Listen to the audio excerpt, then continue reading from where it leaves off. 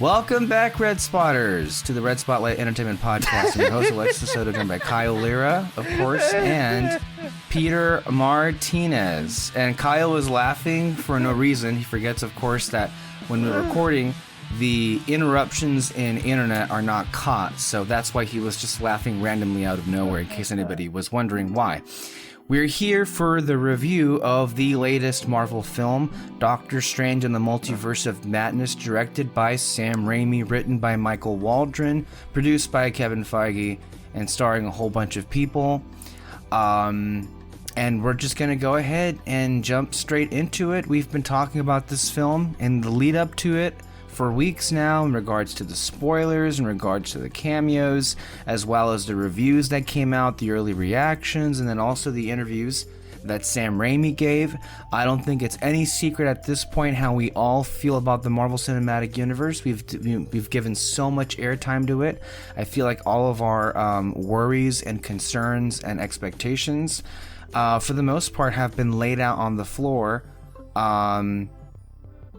And we saw the movie, and now we're gonna talk about it. So, without any further ado, Peter Martinez is gonna get his phone out. I mean, he has his phone out anyway. He doesn't listen to a word I say. He just looks at his phone the entirety of the show, which is fine, of course. Both. I have ADHD. Well, I don't have ADHD. Okay. I just don't care. Act like you do? Ahead. Okay, yeah. Great. Well, now this is the moment where you get out your phone, you pull up the Letterboxd app, which is our sponsor, of course, and you are going to read the synopsis for the film. Put code Red Spotlight for 15% off of your Letterboxd subscription. Letterboxd, where their motto is, if it's here, it's a movie. Okay. Doctor Strange. Unless, of course, it's not, because, of course, Letterboxd officially responded through Twitter that wasn't the case whatsoever, and it is currently under review. So, again, we don't do false advertising here, we do nuance, and that was a bold-faced lie, and that's going to come up again. And if you want to go there already, we're going to go fucking there. That was a fucking lie. So go ahead, Peter, with the synopsis. Directed by Sam Raimi. Enter. That sounds like an up-and-coming director. He is. He just got off an indie hit a few years back. Oz the Great and Powerful? Yes. What a way to leave. Yeah. That was quite the mic drop. Enter a new dimension of strange. Doctor Strange, with the help of mystical allies, both old and new, traverses the mind-bending and dangerous alternate realities of the multiverse to confront a mysterious new adversary. Cast: Benedict Cumbersnatch, Elizabeth Olsen, Chiwetel Ejiofor, Benedict Wong, and Gomez. Crew: Sam Raimi, Danny Elfman, John Mathieson, and Bob Murawski. And produced by, of course, Scott Derrickson. So, okay. Okay, so the actor who played America Chavez. Yeah, I said her name. You just said Gomez. Yeah, like Gomez Adams. It's a name. Okay, no, Xochitl. Xochitl Gomez. Sochi. It's Sochi, isn't it? Sophia Gomez. Okay. Okay. Xochitl. That's how you pronounce her name. Xochitl Gomez. All right. So chill, not so chill. Although that would be a cool name. What's your name? So chill. I've had enough of your mansplaining. Anyways, Doctor Strange and the Multiverse of Madness. We had a lot of apprehension and worries and maybe even hopes coming into the movie. As Mr. Soto has stated, we have now all seen the film. And I very much feel walking out of it, we came away with different feelings for a variety of reasons. We also should mention conversation. David and Alexis also saw the film, and they also had different opinions on the film. Yes. Well, I don't usually start. Would you guys like me to start? Sure. The floor is yours. Okay. Mm-hmm. Well, actually, before you go off, what did David say about the film, and then Alexis, since they're not here? Ms. Alexis said, "Eh." Like, I think she just sent a gift, like, It was of the hand back and forth. Yeah. So. And David said he loved it, and he'll never see it again. Seems a bit mixed there. You would, yeah. It seems like he has as many personalities as Moon Knight there. Yeah, I don't know what that is. I'm sure when you speak to him on this film, he will elaborate next episode. Mm-hmm. But he said that's how they felt. I don't know. I know you guys spoke to them further on call. I didn't, so I don't know if they. Well, I would say, when we get into the actual specifics, I can mention I spoke with Alexis about many of the issues she had with the film, and when we get into that territory, we can do so. Before we get into any of this, what have you made of the reaction the film has received? It's pretty funny. Yeah, I've enjoyed it. I should have mentioned at the top, the film debuted to $187 million in its opening weekend in the domestic box office, the 11th highest opening at the box office. And interestingly enough, it is at the moment one of the lower Rotten Tomatoes scores. Not that that means anything, but it's in the 70s right now. It also received a B cinema score, which is just a step above the two lowest cinema scores for Marvel films, which were Eternals at B- and Thor at B. So that's something that stands out for a Marvel film not getting an A. That always stands out from the general audience. So just to put that out there, to put that into the conversation. So there is that. So if that's all I want to say on it, Peter, continue with what your feelings were with the film. How I felt about the film? Yeah. Okay. What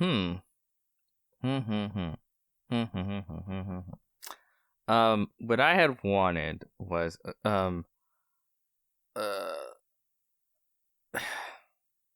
well, I'll just say this.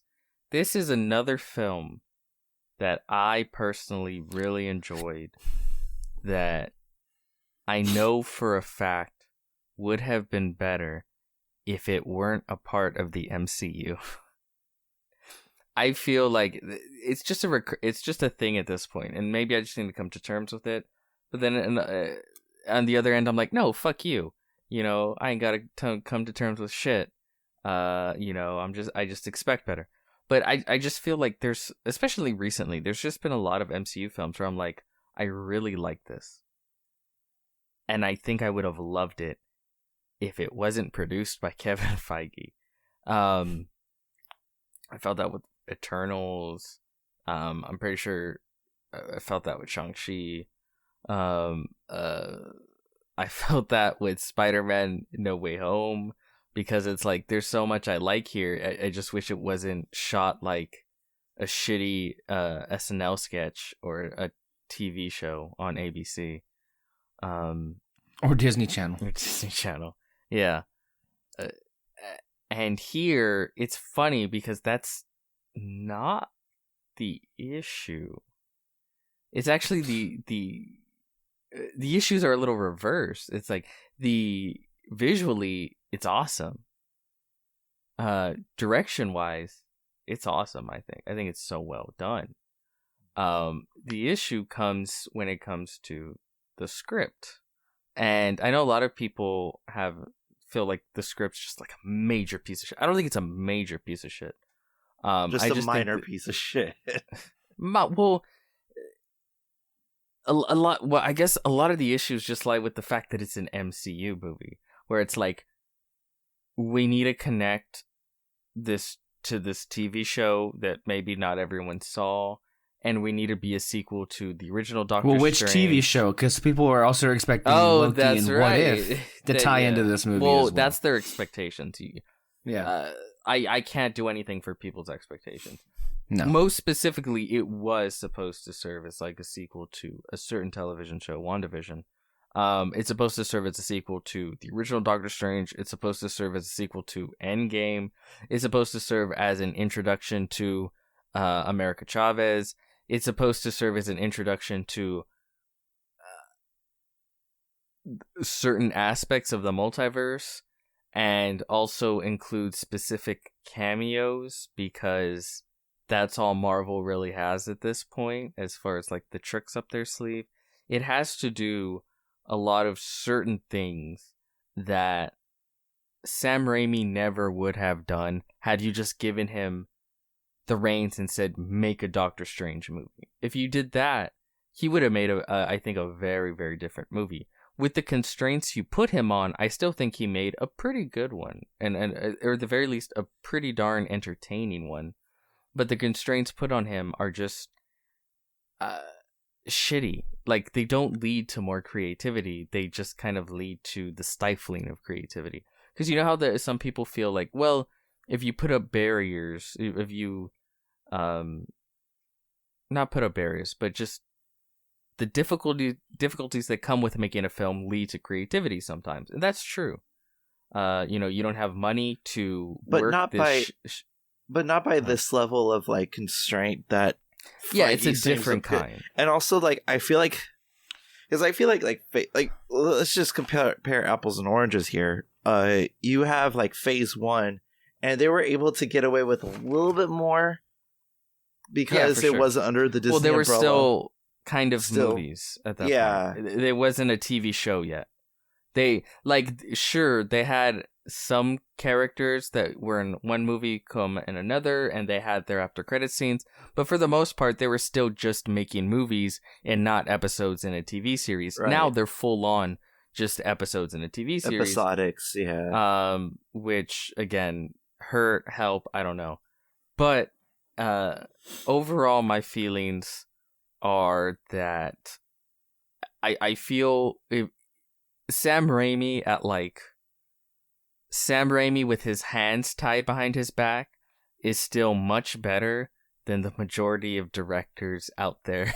Like working. A Peyton Reed project and such. And like somebody with actual vision to be behind, pun intended, somebody with actual vision to be, to pretty much guide a project like this.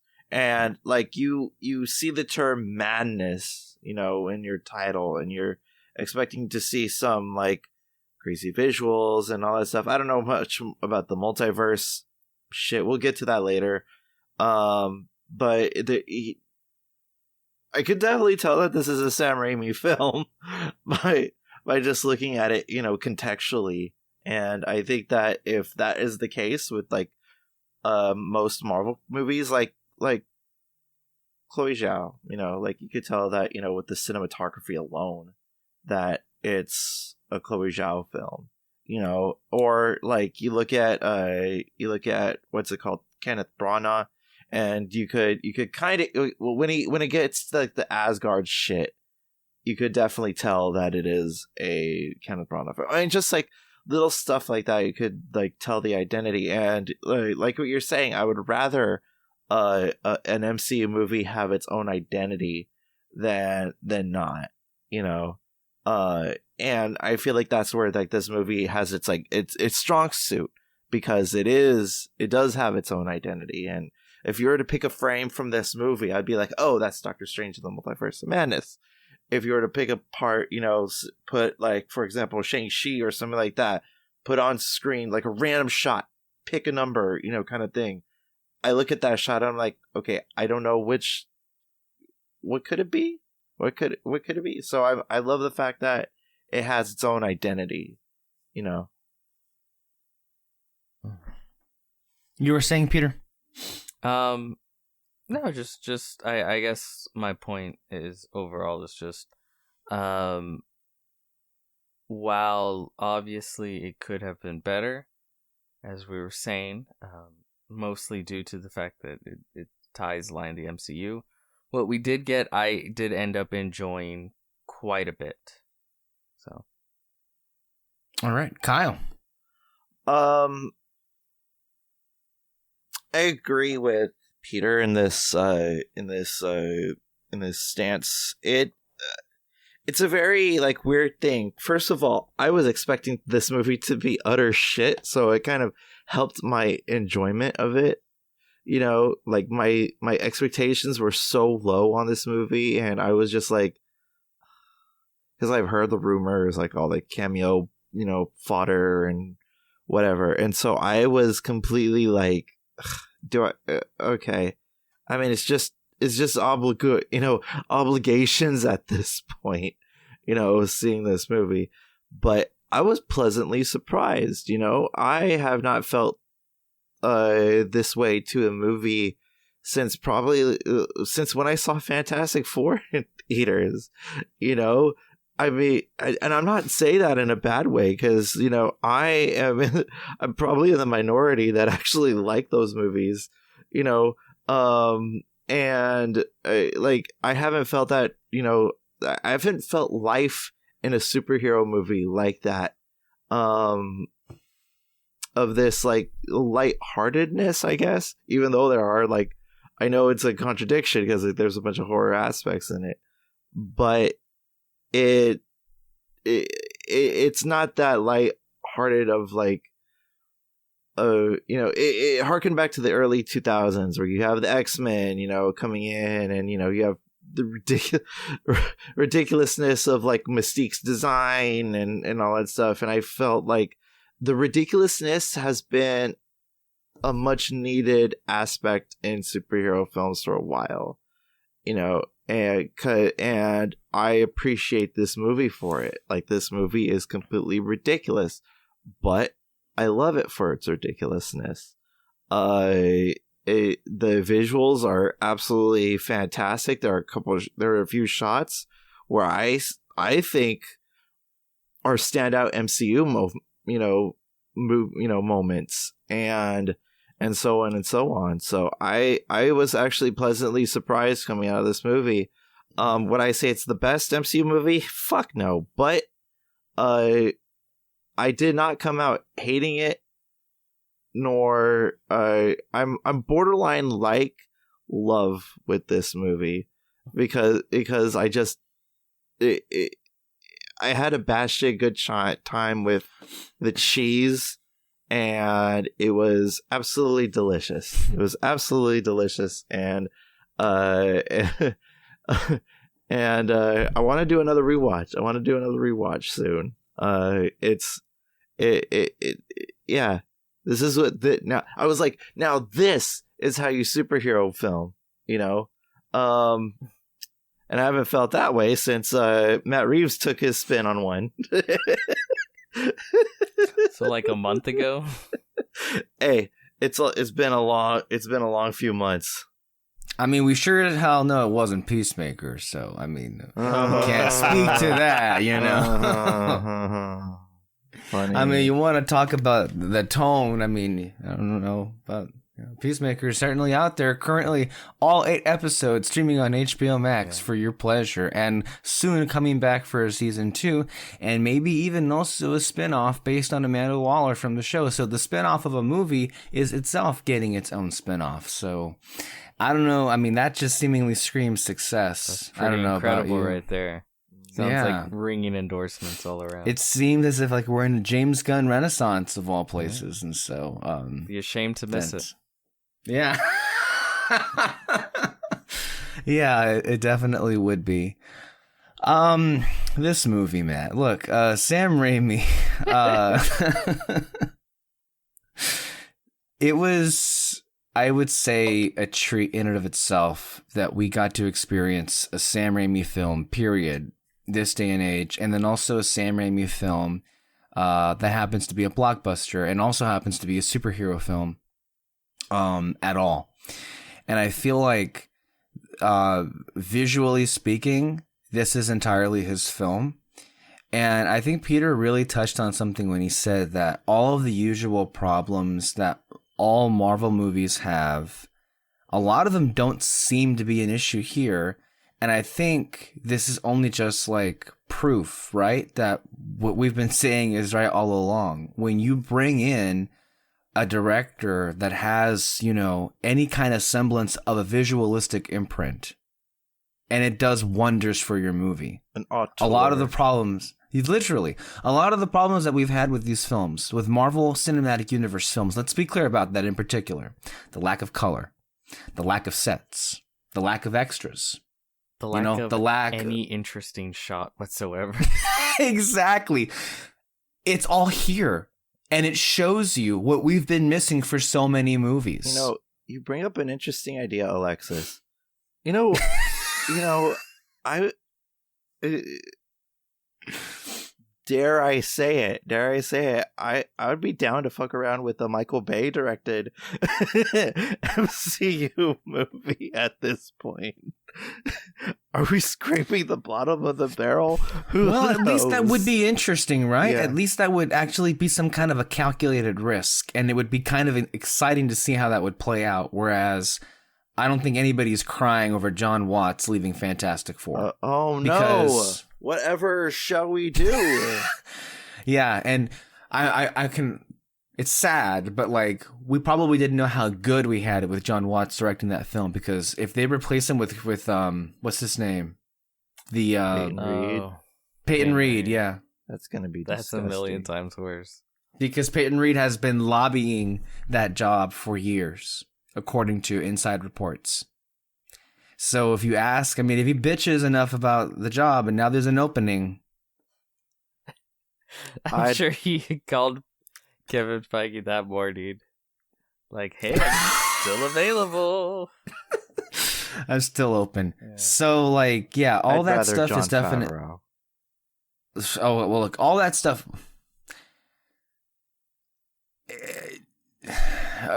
I directed, maybe. Maybe he can direct it, but if he writes it, well, we know how bad that's going to be.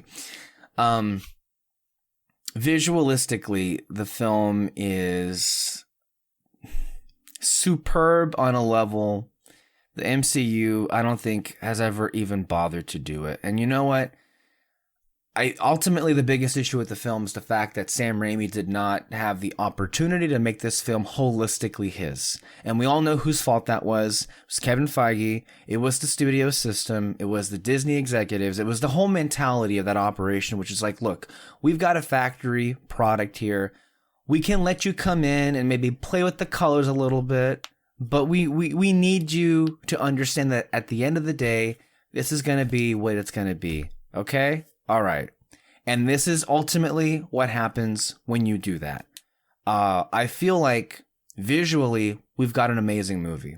The rest of it, we don't, clearly. And that's kind of what happens ultimately at the end of the day.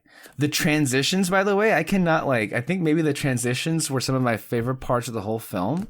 I was like, I'm still thinking, Marsha Lucas, are you behind the editing bay? They're wonderful, though. And it's just like, that is style. Yeah. That's the kind of style that the MCU has been so allergic to. Swipes and halos is all good editing. Like, to me, one of my favorite ones was when Doctor Strange gets knocked out by Multiverse Mordo, and then it cuts to, and then what's that effect? That's the where halo.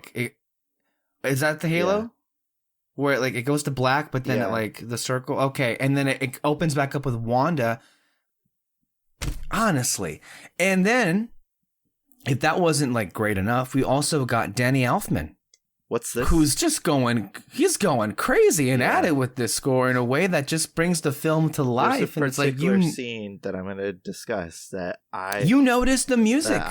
You noticed the music. Over the moon about. Oh, I think is it a reference?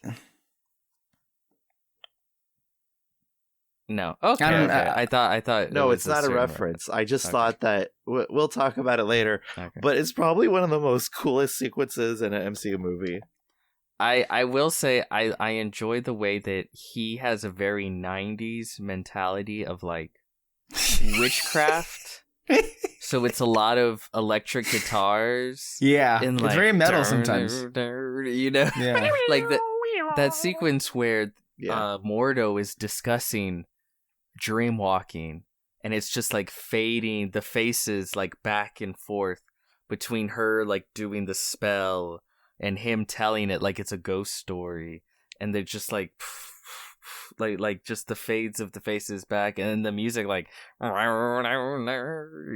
as well, on that sequence. it felt like a movie, which is weird because I was at a Marvel movie. Right? In that sequence, might as well add like the footage of the creepy old woman in the basement in Evil Dead. Well, taunting there was Bruce another Campbell. sequence I thought it might pop up, but yeah. Yeah. The thing is, the film is practically littered with so many like little bits and pieces that last a few seconds here and there, and I love all those little moments. I don't love the package as a whole, and I think I don't like. What was the other thing I was going to say with this? When it comes down to it, the story, don't care. When it comes down to any of the characters, I don't care.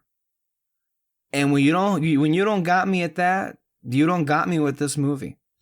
And I think at the end of the day, while looking back at a lot of these wonderful filmmaking aspects of this movie that I do love, by the way, the fun Sam Raimi was having with like getting to put in as many horror shots as he can. Like, I feel like he had a checklist of like, okay, how many like scenes he can shoot with like classic horror, his classic style. He got a lot of them in there, as many as he could. And that, gave this movie some kind of character and some kind of life. And I thank him for that.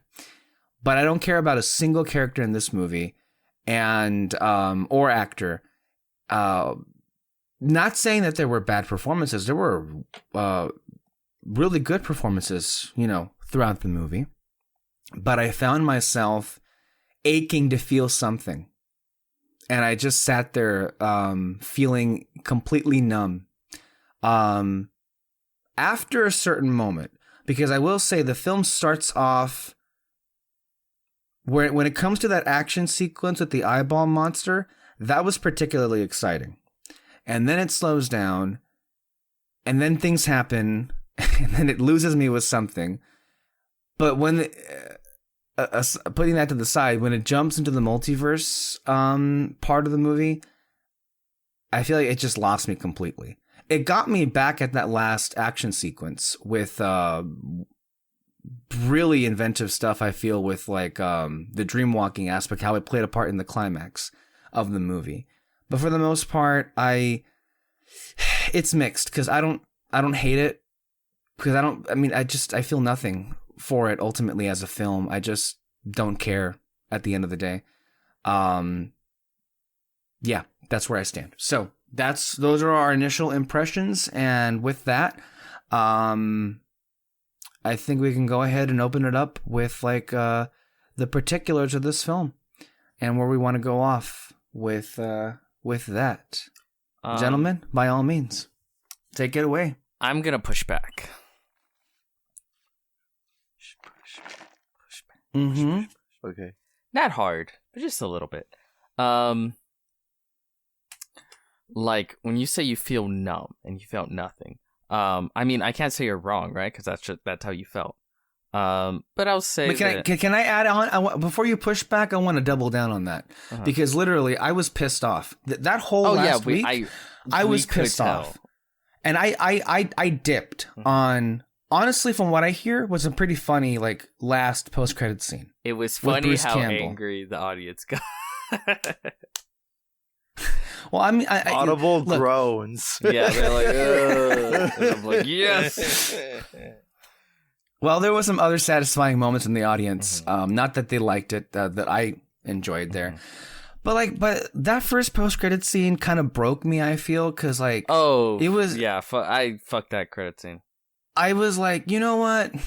That to me kind of encapsulates like where I am with Marvel right now, where I feel like I'm being strung along on an endless like stream of stories that ultimately have no end in sight and no meaning. And this whole thing honestly felt like, man, why do I like these movies again? Like, and I asked that myself. That's the question so many times. So that's how I felt, honestly. This is what I told you about endings. This is why I've always said endings are so important.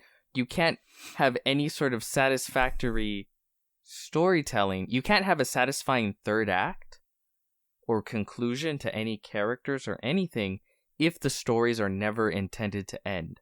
If everything is meant to be open-ended. If everything is meant to be reversed. If everything is meant to be this or this or that.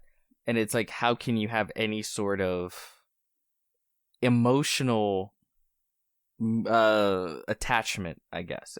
I mean, even when it's left like, open-ended, well, maybe not even open-ended, but there's a major character in the form of Wanda who apparently dies, quote unquote, but nobody buys that. Yeah. So you can't even buy into that. So it's like nothing has an ending. She's not dead. No, she's not. No. It's Elizabeth Olsen. I will say, like, have you guys ever seen Drag Me to Hell? Okay, elaborate. I'll take that. I'll take the silence as a no. It's Sam Raimi's the last horror film he made. It's from the 2011 or something like that. Oz the Great and Powerful was pretty terrifying. Not in the traditional sense, though. Yeah, that was a different story. But Drag Me to Hell was the last horror film. She turns green. Because James Franco hurt her feelers. That is true. No one's ever... Yeah. Point being, this film had an ending very reminiscent to Drag Me to Hell. It's actually a great classic Sam Raimi ending, where our protagonist ends screaming in agony as the horror that has chased them this whole film, shows up yet again to show that all is not over, and then cut to black, and then 2 minutes later everything has to kind of seem fine because we need our Marvel stinger, right? Yeah. And that the ending, the super cool ending, I thought it was a cool ending. Right, that cut that's classic Sam Raimi ending, juxtaposed to the post-credits scene, to me exemplifies the problem. Right, yeah. These two things they're like two puzzle pieces that don't fit, because one person's trying to tell a story, and one is trying to keep the stocks from falling, and it doesn't fit. There's no connective tissue. But I will say, I didn't feel nothing. While the storytelling there is definitely shallow and a little thin, to say the least, what is there, whatever meat is on that bone, I do find to be delicious. If I can metaphor. Put it in that way. No, yeah. I love thank my you. metaphors. So. Because there is a real juxtaposition between Wanda and what she's going through, and Steven and what he's going through. Yeah. And I look at he's already pissed I off. I would be more willing to entertain that if it weren't for a character I do not give a fuck about being the righteous one at the end of it, and the whole sanctimonious attitude people are having with I'm bothered by it, but go ahead. I know that. you hate little brown girls. Okay, just chill. I wasn't even talking about America. Okay. I know you hate America. We're always talking about America. I know you hate America. Calm thine tits.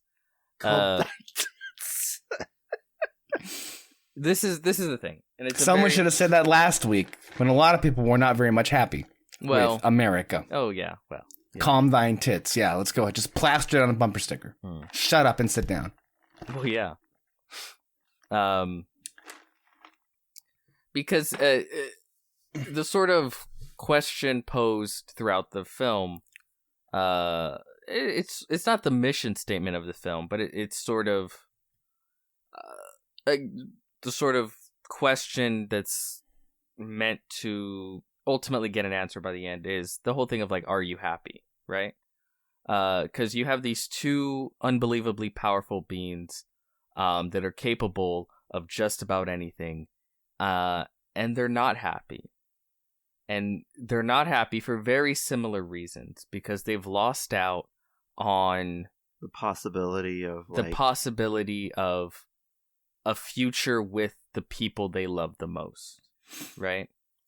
And one individual can't let that go and isn't capable of moving on, and the other one, through their journey, kind of has to learn that you have to let that ability to let go and move on, and sort of be thankful be okay with where you are, you know, and sort of starting a new path, right? Being able to heal and move on from that lost possibility.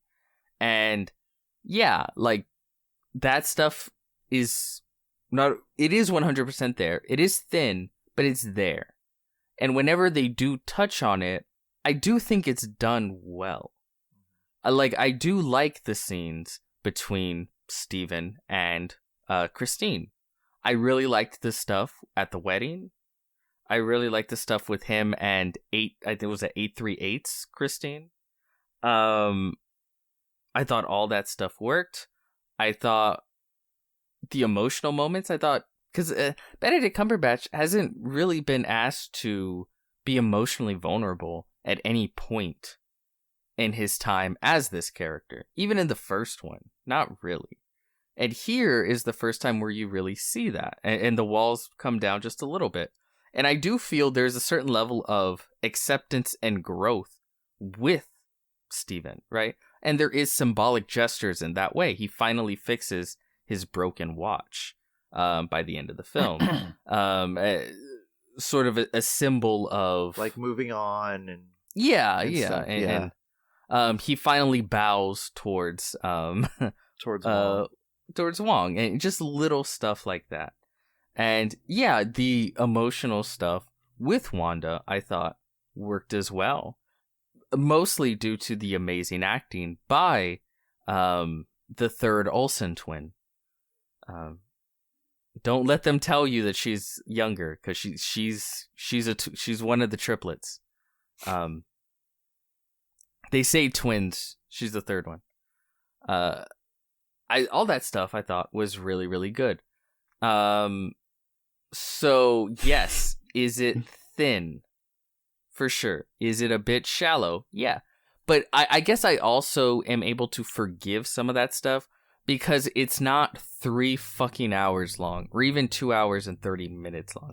Like, it doesn't drag my ass around for so long. It doesn't drag me to fucking hell, which is, you know, a 3-hour movie completely devoid of substance, even though it thinks it has any. It's thin, but it knows it's thin. So it's efficient with your time, and it's efficient with the storytelling. So it's like fun, crazy shit, fun, crazy shit, fun, crazy shit, fun, crazy shit. Here's a nugget of a nice character moment. Fun, crazy shit, nice character moment. Little nugget. Fun, crazy shit, fun, crazy shit, fun, crazy shit. So yeah. All wrapped in a nice 2-hour bow. Yes. Now, again, I've already acknowledged that a better version of this film could absolutely exist, right? I can tell you a million ways where you do this, do that, whatever. But for what does exist, I think works more than well enough. So I think, like, ultimately at the end of the day, I hear what you're saying there. I feel like you and I were on different wavelengths in terms of, like, whether or not we were in the mood to roll with the punches. Mm-hmm. And it seems like you were very much like, you had the attitude of like, well, I know ultimately this is a version of something that could have been far superior if it were in the hands of another studio. It's not that. You accepted that. And it seems like what was there was sufficient to at least the expectations that you had. He went through the 5 stages way early on. Well, it's like with me, I was in a very pissy mood that whole week. And I had hoped that this would like turn that around and only add it on to the horrendous, I guess, just ickiness of what that week was. Because all those moments that you mentioned, like, I agree, they're serviceable and they know that they're flimsy. But the whole time, I just kept thinking, well, it's really mostly Rachel McAdams doing like the heavy lifting with those scenes. Let's be real here. Sure. I mean, I can't be like, I can't pretend to like say that I care much for Benedict's like care. Like, I don't feel a character there when it comes to Doctor Strange. He's just kind of an empty vessel for me. Like I kind of get no charisma off of him with anybody. Much less am I in the mood to feel that with him and Christine, because what is the cardinal sin that a lot of these Marvel films have done with like their female protagonists in a lot of these films? They're just like the love interest that's sidelined and there to be there. Like in that Christine's role in the first Doctor Strange. Do I appreciate the fact that in this film there was more of an effort to, I know the time, we'll get there. There was more of an effort to have a story with the romance, with like be at the centerfold of Strange's arc. Yes, I appreciate that effort. But at the same time, I do feel a bit like condescended to with like this whole like notion that they have a really loving and complicated relationship, but it doesn't fly when we weren't purview to that. We didn't see any of that. And it's hard for me to like care or feel anything for them. I mean, you saw enough of it in the first film. I don't remember the first movie. And we haven't seen this in 6 years. But that's a problem with the MCU. Like, yes. That's my point. Like yeah. When you're serving as a sequel to a film that came out over half a decade ago, because God damn, can you believe that? Yeah, well, yeah, and then also that character has been used as the side character in several other films, and we just haven't had a moment at all to stop and say like, hey, how are you feeling? You know, for over half a decade since he's even, you know, popped on screen. Only now are we getting to a sequel, but it's not allowed to just be his sequel. It has to serve as this exploration of the multiverse and a sequel to Endgame and Infinity War. And it has to jump off what Spider-Man did. And it has to be all these everything. And I guess for me, I felt the film was self-aware enough to go, we're 2 hours, okay? We are just going to be a wish-bang, super fun, super off the wall experience, right? And when I say like there's little nuggets of stuff that work, the reason I say that works for me is because I think the film is self-aware enough to go, it's what it is. This is what it is. So what we are gonna do is put in as much creativity and fun into just being a creative and fun movie. And as far as I'm concerned, there's nothing wrong with just being a creative and fun movie.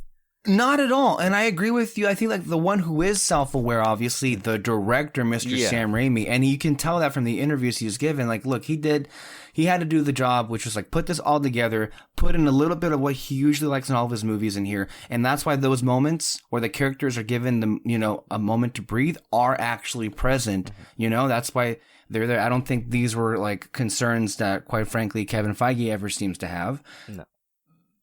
But when you say the film itself feels like it's self-aware, where I kind of lose me a little bit on that is because, there were 40 minutes cut from this movie, right? Like, we know that. And I feel like that, from what's come to light, at least from what I've read and heard, that seems to be primarily motivated by the idea that a lot of these big cameo surprises are being saved for a much bigger multiversal event, which, by the way, I know we've discussed it, and I know some of us are like looking forward to that. Like, I came into this film with the expectation that this was going to be it.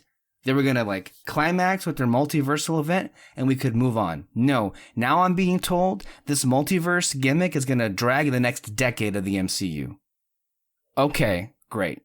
So I know that kind of went off on a tangent in this direction, but I feel like a lot of them, there was a lot of movie that was cut out of it, of this final version of it.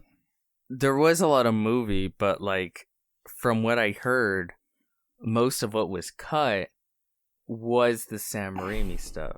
And wouldn't it have been better if we had gotten that though? Like if like the gore like was like even amped up more so than it was. And again, you know, well, no, this isn't spoilers because the movie didn't happen this way. Apparently, the opening scene would have been Mordo going after Wanda because remember, again, over half a decade ago, maybe you don't remember, it ends with Mordo going like, too many sorcerers. So he's kind of like made himself the magic police. Yeah.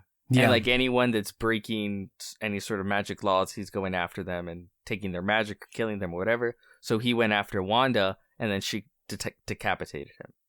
And I guess that was the original opening, and the original Mortal would have died. And yeah, I guess there was a lot more violence and gore. I guess originally Wanda was supposed to kill 90% of the magic users on the planet. Like near genocide almost. Yeah, near magical genocide.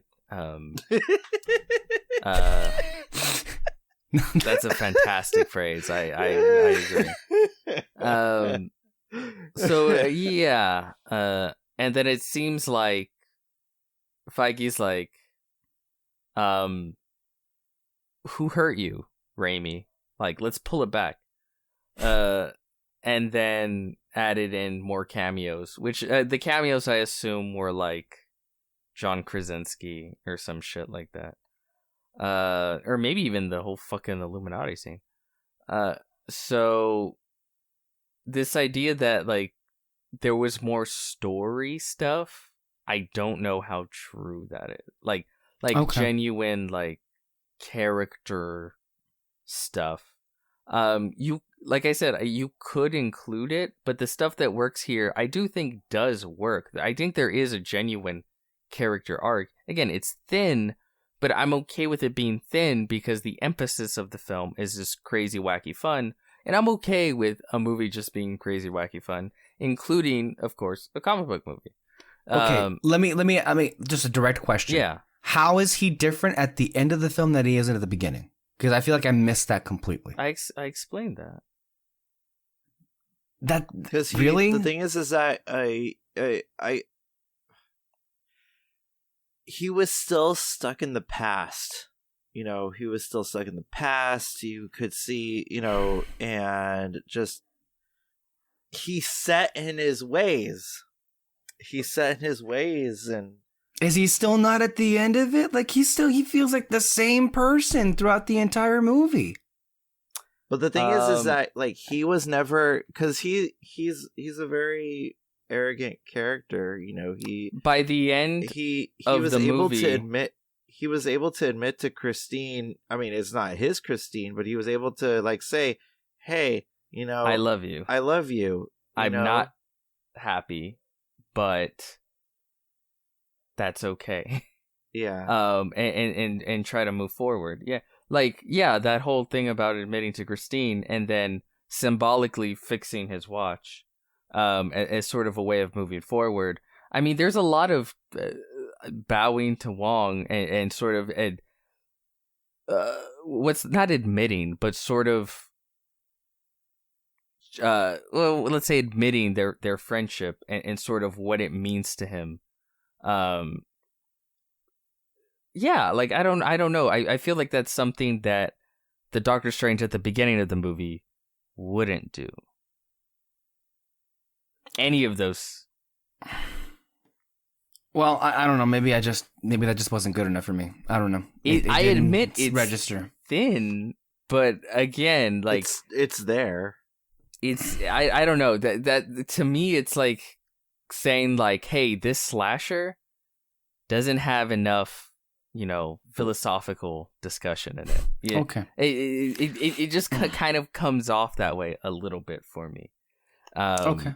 Yeah, like I mean, I see. Like I appreciate that there was a I mean, yeah, like what Peter said, it was very flimsy, but I appreciate that there was some sort of semblance of actual character development with Mr. Doctor Strange, and like because at the end of the first movie, the only thing that he gained was magic powers, and that's it. You know what? I'll disagree. You'll disagree? Okay. What did he learn at the end of? I'm not crazy about the original Doctor Strange, but I thought it had some nice character stuff. Okay. I thought that scene with him and the Ancient One as she's dying is one of the best scenes in the MCU. Really? I thought it was really nice. Okay. Yeah. It's just the first one's about him learning not to be a selfish asshole, and about the fact that the world doesn't revolve around him. That's why the final act that he does in the third act is him committing to spending eternity being tortured, basically, being murdered over and over and over again, because at the end of the day, as long as he's being tortured in that dimension, everyone else is safe, right? Yeah. That's a play he makes because he finally accepts it's not all about him. Okay. So, again, I'm not crazy about the first Doctor Strange. But there is some sort of semblance of character development in there. I did like the Okay. But yeah. The growth, I like the growth. I think is definitely there. The thing that I was really actually pleasantly surprised was the chemistry between him and Xochitl Gomez, and like their interaction, I feel, was like really organic and all that stuff. And I am actually intrigued to see a little bit more of her character, because like. She's kind of a breath of fresh air, just like character energy that we haven't had in the MCU in a bit. So I like this. I like this like newfound energy. Add more young people. I'm pro that. I love kids, Charlie. I love kids. Love kids. I don't think you're supposed to say that out loud. Fantastic show. So one of the moments that I found was like one of the best sequences in not just this movie, but in the MCU at large. That symphonic fight. Oh yeah, I loved it. That was I as soon as that scene like finished, I was like, okay, I'm really into this movie. Because like it was just so freaking batshit like incredible. It was there 'cause it's fun. Yeah, and it did it have to be symphonic? No, absolutely not. But I like the way that they were able to like use like musical notes, like, oh, I'm gonna use the treble clef to conduct this spell. Oh, like so many things, and like the different instruments that they decided to use for the sequence. And also I love it because toccata and fugue, the what's it called? That song. It's such like it's a horror. It's a very horror cliche sound, and for the fact that a horror director is like using toccata is, I think, a fantastic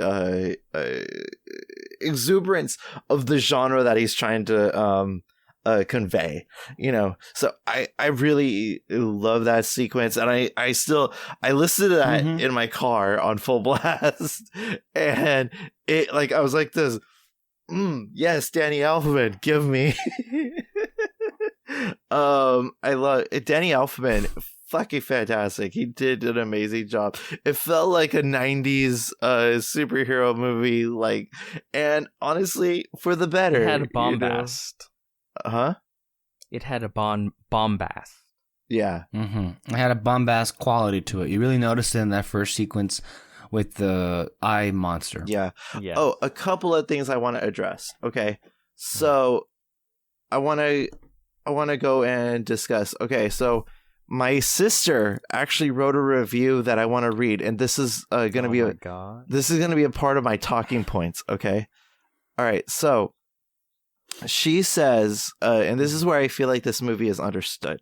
Okay, so she writes, my initial hypothesis was that I would have given this movie at least a 7, 8 at best, but it scored lower than I'd hoped. The movie started off with a dream sequence that I'm not particularly a fan of, along with, "You're the person from my dream" stereotype. That's a lot more common than you think. I thought... Okay, wait, hold on. But it wasn't a dream sequence. It wasn't.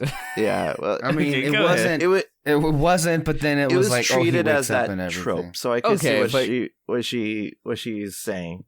I feel like when people say, like, because sometimes I hate dream sequences too, where it's like someone's attacking you and then you wake up and it's like it was all a dream. Like, I guess the annoying part to me is that it doesn't matter. It was just a dream. But here, like, it was real. It was just in another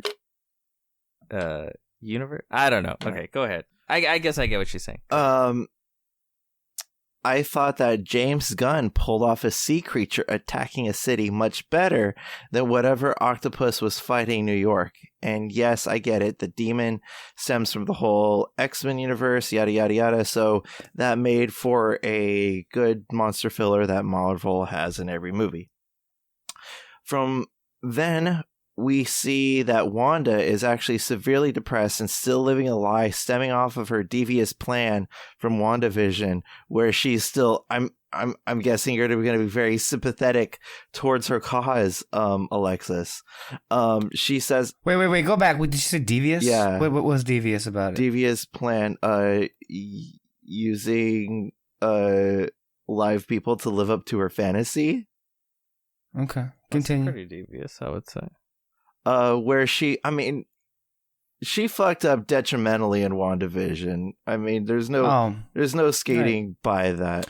Like Tony Stark fucked up in a lot of fucking movies that got a lot of people fucking killed that never seemed to bother you in the first place. But okay, we don't want to talk about that. That's fine. Where she's still begging for that life, so she manipulates Steven into giving up his universe for Christine. See how he just moved on? He has no game. No, it's because I can't argue with the immovable force. So you can't argue with the facts. No, that's what it was. Argue with the immovable force. So I refuse to partake any further. Okay. Anyway, right. And all of a sudden she's attacking all of those wizards. I mean, the movie started 10 minutes ago, and this is happening now. The rest seem to come together miserably, which I didn't mind them jumping into a different universe. It was just all of a sudden we have to pull in Illuminati and extra cameos to get everybody clapping. Using the "it's in the comics" or "it's insert character name" excuse is just another example of bad writing. It was executed horribly. The ending was anticlimactic. You're telling me Wanda killed me hundreds or thousands, if not millions, of people only to be scared of these zombies? As a mom, you're not good enough to realize that what you're doing is wrong. Not everyone knows right from wrong, but it's just common sense for a mother. I thought she'd be a little maternal about all her killings at some point, which she didn't suffer at all. She just decided to lock herself and take care of magic for the rest of her life, ultimately becoming a slave to her work. And her character seems so inconsistent with who she wants to care about. First, her dead parents. Now they're out of the window, and now it's Pietro, and now that he's dead, it's Viz. Now that he's dead, it's her kids.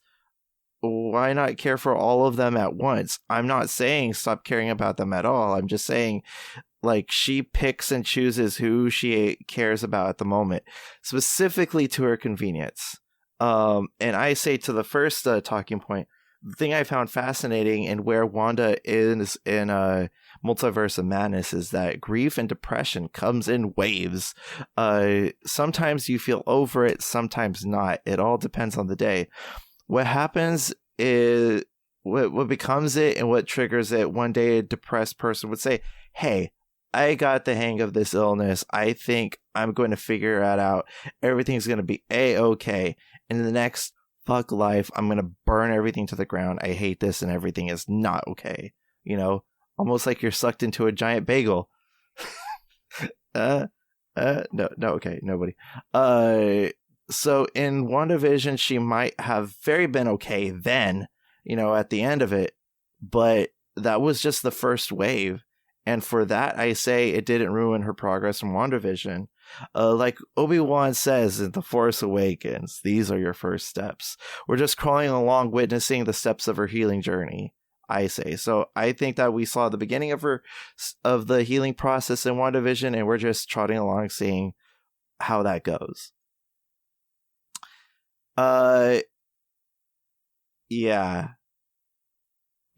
That was my regard in terms of where Wanda is in that. Yeah. Oh, another thing I really liked. And I'm gonna assume that you guys really like this as well. They pretty much Snoked or Ryan Johnson the Illuminati.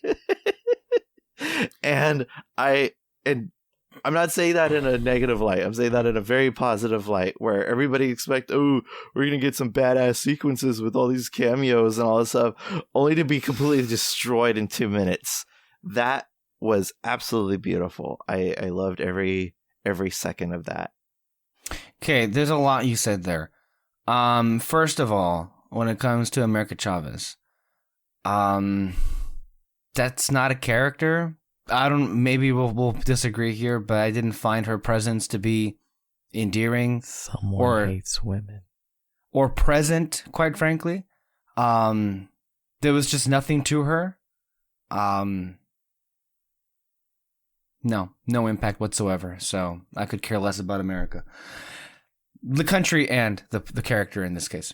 When it comes to the whole middle part of the movie, oh man, I hated it so much. I was just like,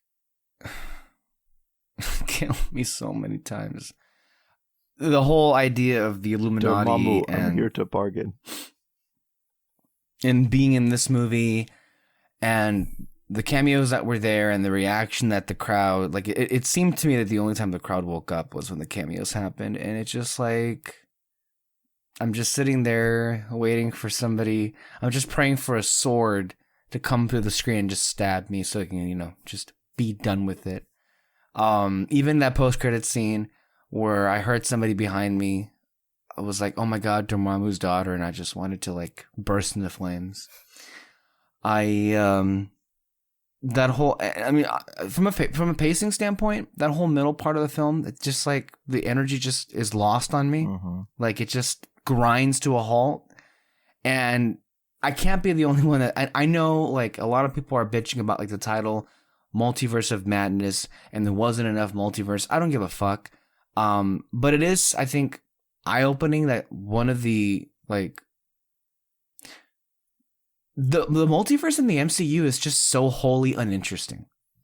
Like, there is, like, no variation that, like, is, like, all that eye-catching. Like, the whole sequence where they're, like, that they're choosing to walk through is a version of New York City with a lot of greenery. Okay. It just goes back to New York. Which is one of these things that these movies have. And then, okay, whatever, it's fine.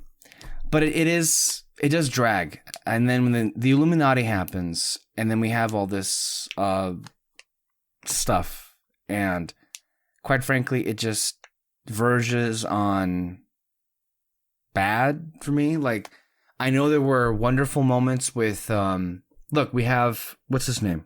Patrick Stewart back in a movie. And it's great to see him, right? In this character. Anytime he's in this character, and of course that we got the call back to that theme song from the animated series was really well done. So again, good points for those. It did make me feel a little sad though. I don't like to be reminded about age. He did look older. Not too much older, but he's in his 80s now, and he just looked a little in the face. You can see the features. and everything. I'm talking about Patrick Stewart here. But like, sidestep.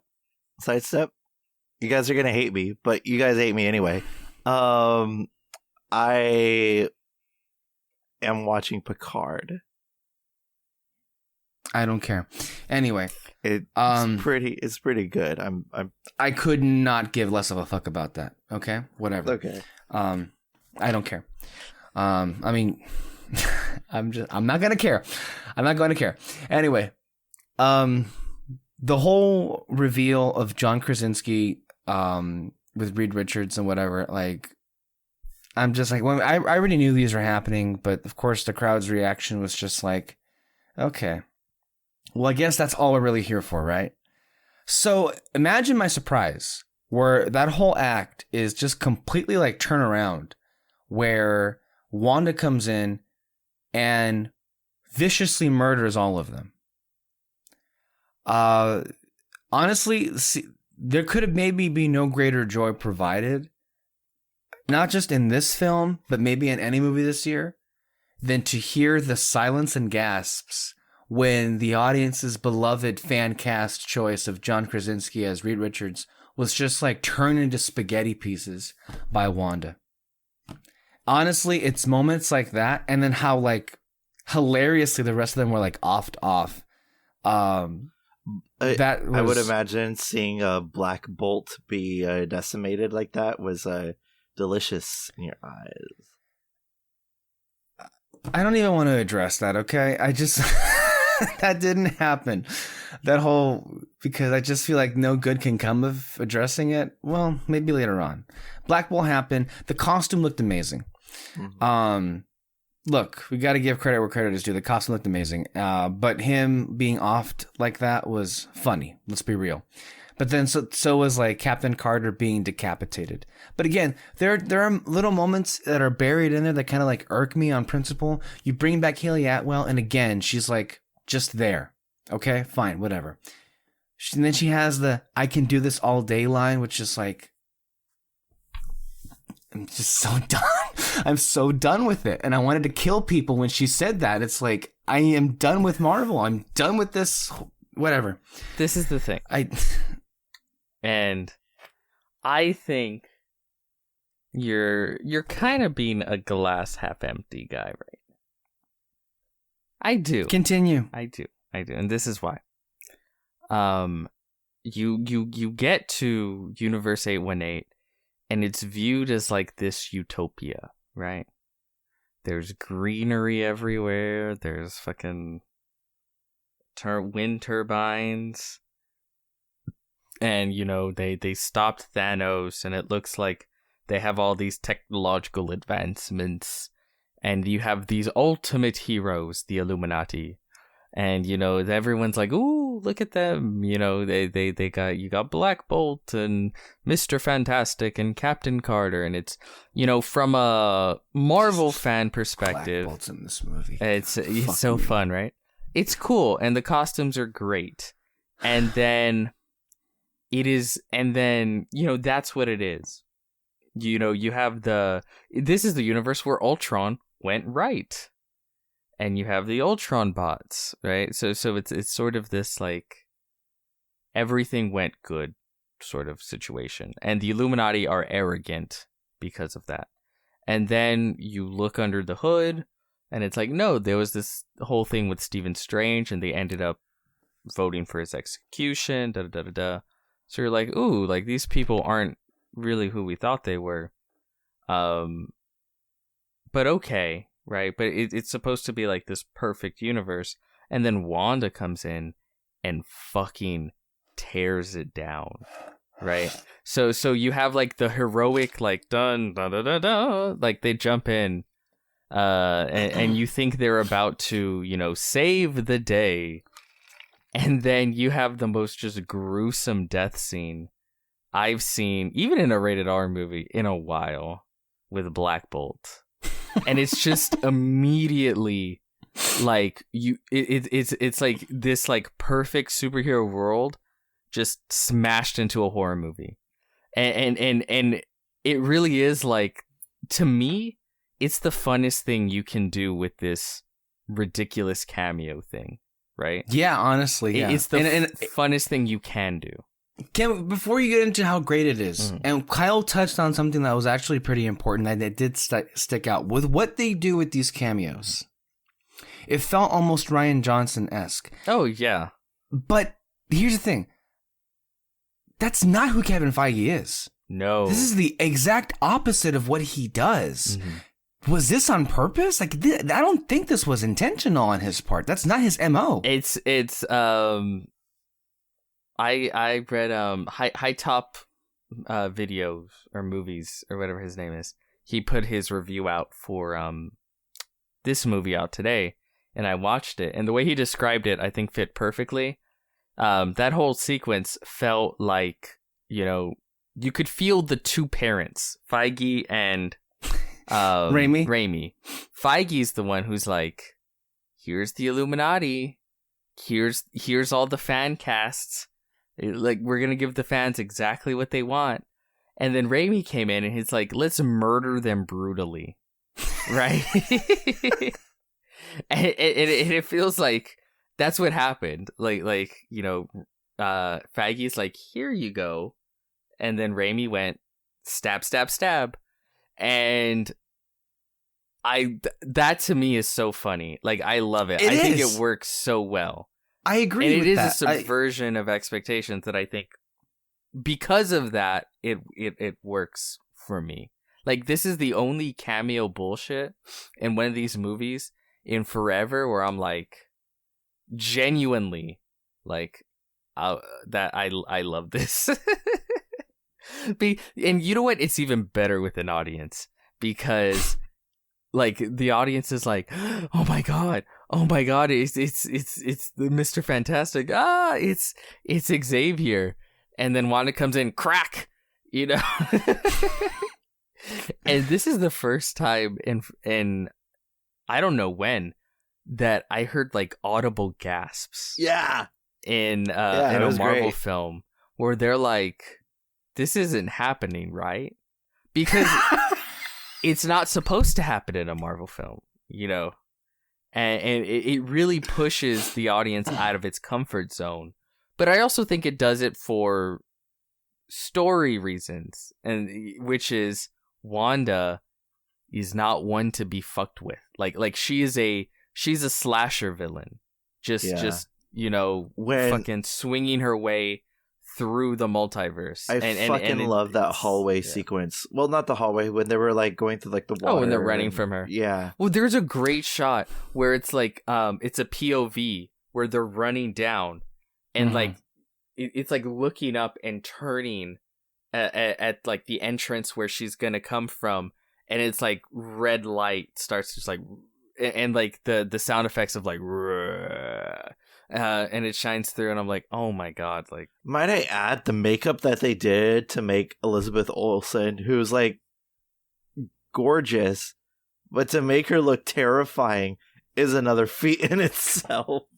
I feel the makeup is great, the performance is great, like, and the way it's shot is beautiful. Yeah. Real quick on that cameo scene, Peter, like, it does serve a story purpose. You are correct, and but at the same time, you can't help it, like. And I think for us, it makes it sweeter, very much so. It does come across as a middle finger to all the people who were like, this was the whole reason they were excited for this movie. On Reddit, especially. Yeah. It's so funny to me. It's great. Yeah, it does. Of course, like, I don't think Sam Raimi, that's just his sense of humor. Yeah. Right? Like, that's the reason why the last end credits scene, I don't know if you saw it. It was literally just Bruce Campbell like still hitting himself, and then it stops and he's like, it's over, and then it cuts to black. And the joke being, the movie's over, get the fuck out. Yeah, I love that. Yeah. Ferris Bueller'd it. Yeah, like, why are you still here? Yeah. Like, but it's like a double meaning. And so for him, that's sort of just his twisted sense of fun. Yeah. so it's not an intentional And middle kind of finger. No, it's not But at it all. does serve as they do feel that way, right? It feels that way, but it's not at all intentional because we know Raimi and we know Feige, and that's not how it is. Although, interestingly enough, the Marvel crowd, I don't think they're crazy about it, but they're not reacting with the same hostility as Rian Johnson received for what the fan base perceived to be slights and insults, but in fact were not at all. Star Wars fans are a different breed. They're fucking insane. They're crazy. Yeah, they're crazy. Yeah, sorry. Yeah. As bad as you might think Marvel fans are. Well, even like, because Wanda has like hardcore fans, right? Mm-hmm. And Yeah. I'm sure some of them had issues with the way she was portrayed in the film. But for the most part, Mm-hmm. I haven't seen anyone like lose their like a fan petition wasn't immediately created by crazy Wanda stands wanting to strike this Doctor movie out of Strange canon. from MCU canon Yeah. and give us I don't know, a season 2 from WandaVision to fix it. Mm-hmm. And da-da-da. Like, none of that happened, right? I'm sure some Right. were unhappy with the direction, but most were like, she was badass, I liked it. Yeah, I don't know, just so A lot of Marvel fans can roll with the punches, and find and enjoy the things that they like, and not be too negative about the stuff they didn't like. I don't know why this came to mind, but like about like how intense some Marvel fans can be. Do you guys remember a story? I have to think this was like Avengers: Infinity War, because that was where like a lot of, because I remember watching the film and people gasping when Tony Stark got stabbed by Thanos. Yeah, that was great. Yeah. But do you remember the story? Somebody like passed out, right? No, somebody went into cardiac arrest and had to be taken out on a stretcher. Oh my god! Because of that I remember moment. that story. Yeah. Oh I my mean, god. that's survival of the fittest right there. I'm sorry. Oh, Darwinism? oh. That's Darwinism. Minor note: one of my biggest thrills out of coming to this movie was seeing the Avatar 2 trailer. Just a minor sidestep. That trailer blew me away. I like water. I like water too. It's really it's good for you. Yeah, we should consider forming some kind of sponsorship with any kind of like water brands. Yeah, absolutely. What was the other thing? I think you were saying something else, Peter, about the cameos and whatever. Well, yeah. I mean, okay, on their own. Mm-hmm. I do think like as far as cameos go, it's like, okay, I'm not like, I'm obviously still a Marvel fan, right? Yeah. So there is a sort of little, the kid in me who's like, Professor X looking like he does from the cartoon with the little like Yeah. fun, right? Black Bolt actually looking like Black Bolt, and he even does the like little like even he has the fork. He has the on his fork, head. and then also with Professor X, he does this, and they actually have like the little like the circles. Yeah, right. I noticed that too. Yeah. I was hoping somebody else noticed that. That was cool. Yeah. And of course, I was trying to think if they had put that in the X-Men films. I don't think they did. That's the first time that's ever been. Yeah, I love it. And obviously, like the theme song and whatever, like it's great. I mean, it's like as much as I hate Rise of Skywalker, like stuff like Yoda. Be careful with those next words. Something like the whole Yoda callback when he's lifting the X-Wing really he wasn't careful with those next words. Works for me. He chose violence. Chose violence. So like, well, you know what? I'll choose violence too. I'm with you, Kyle. That was one of the only moments that worked in that movie. Wanda on both your asses. This is you being reasonable. This is me being reasonable. Bitches. That was a movie that was filled with no like feeling whatsoever. Sue us, please, kill us for having like one scene where we felt something. Yeah. So that's like the only sequence that like worked for me. But like when I see something like that, like hearing the yeah. You Well, know? I guess my point is, I feel like this film, at least for me, found a way to sort of have its cake and eat it too. Right? Yeah. In some ways, that's true. Because you do see like fun cameo-ish stuff that pops up, and it's like, yeah, the Marvel fan in me, I have to admit, like, cool, right? Yeah. But then 5 minutes later, you shouldn't feel ashamed about for sure. that. You know. But then 5 minutes later, you murder them brutally to prove a point. So it's like, okay, I feel like I'm able to Divorce have those both. two.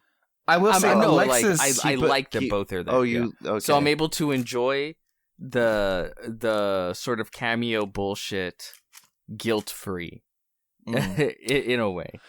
Alexis Moreno did have some issues that she voiced with me. She said about. By the way, how many times has Xavier been killed on camera? 3.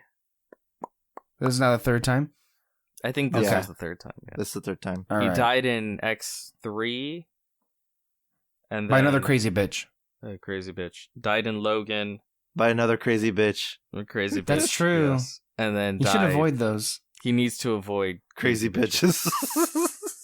That's 3 times. Oh, yeah.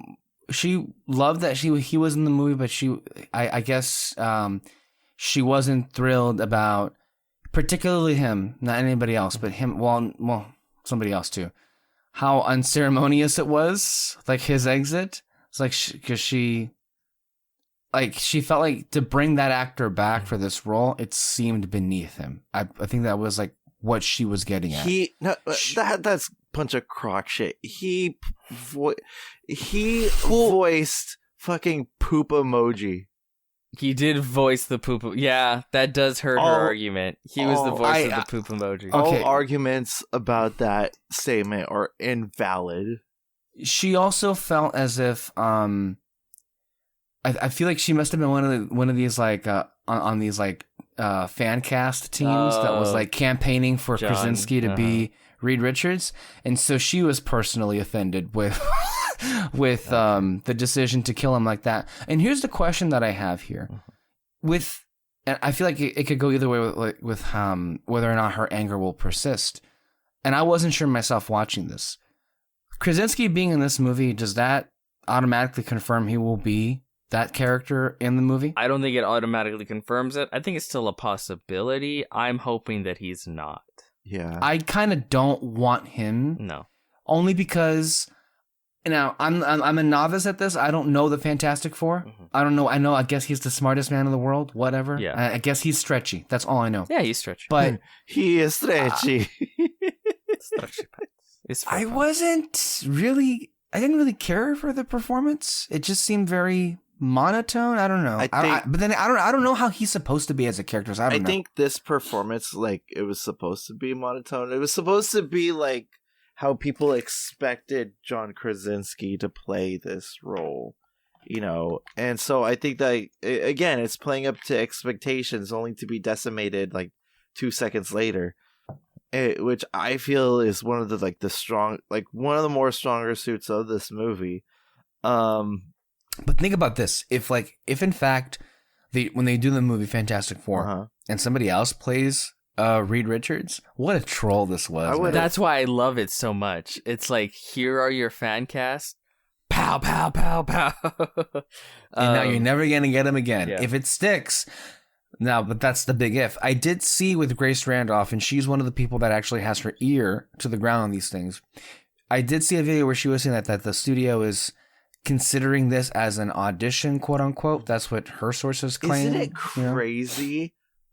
Like, of all people in the industry who has a great track record of, like, being right when right is right, Grace Randolph is up front and center. She's the hostess with the mostest. It's not 100 all the time, but when she's right, she's right. Yeah. I mean, she's right. I feel like her Marvel stuff is like 100% accurate. The scoops, to be clear, her points of view is a different her points thing of altogether. view are I don't want to say dog shit. They're fucking insane. but her scoops, specifically, I think when it comes to Marvel, are like dead on every time. Yeah. DC, I think that gets much more shaky. But, well, because they themselves are shaky. Because they're shaky themselves, I guess. Yeah, that's true.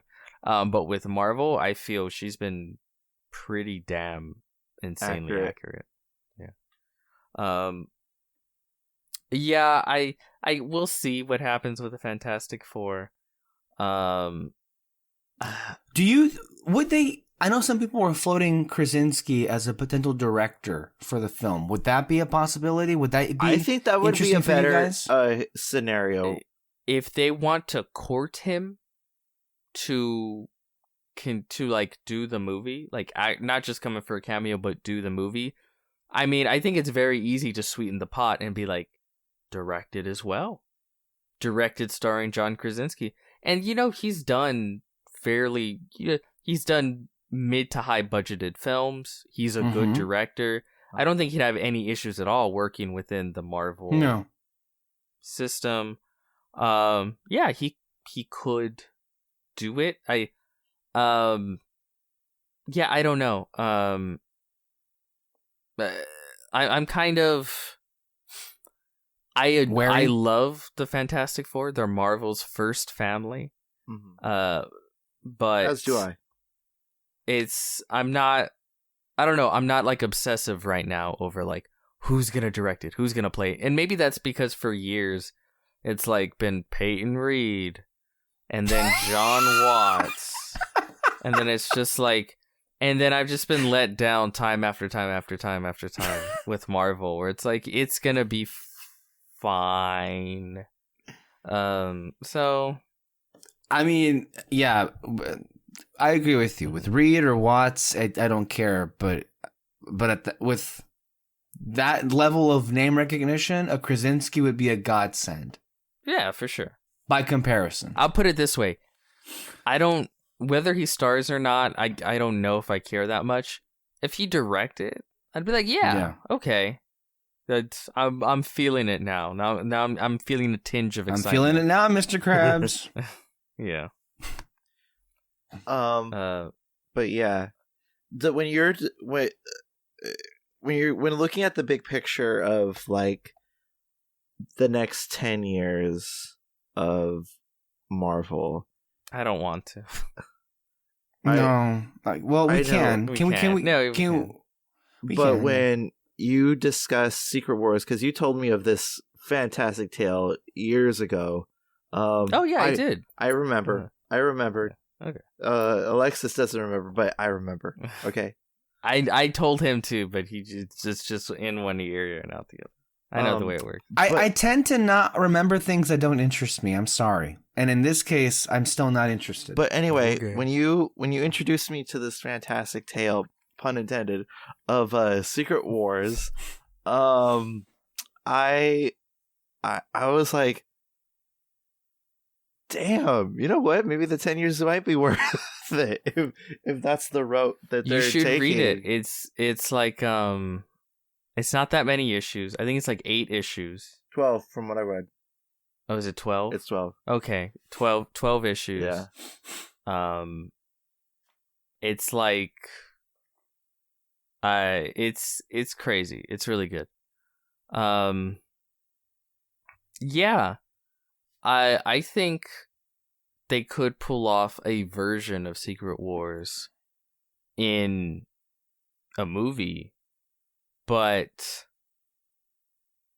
they'd have to build up to it.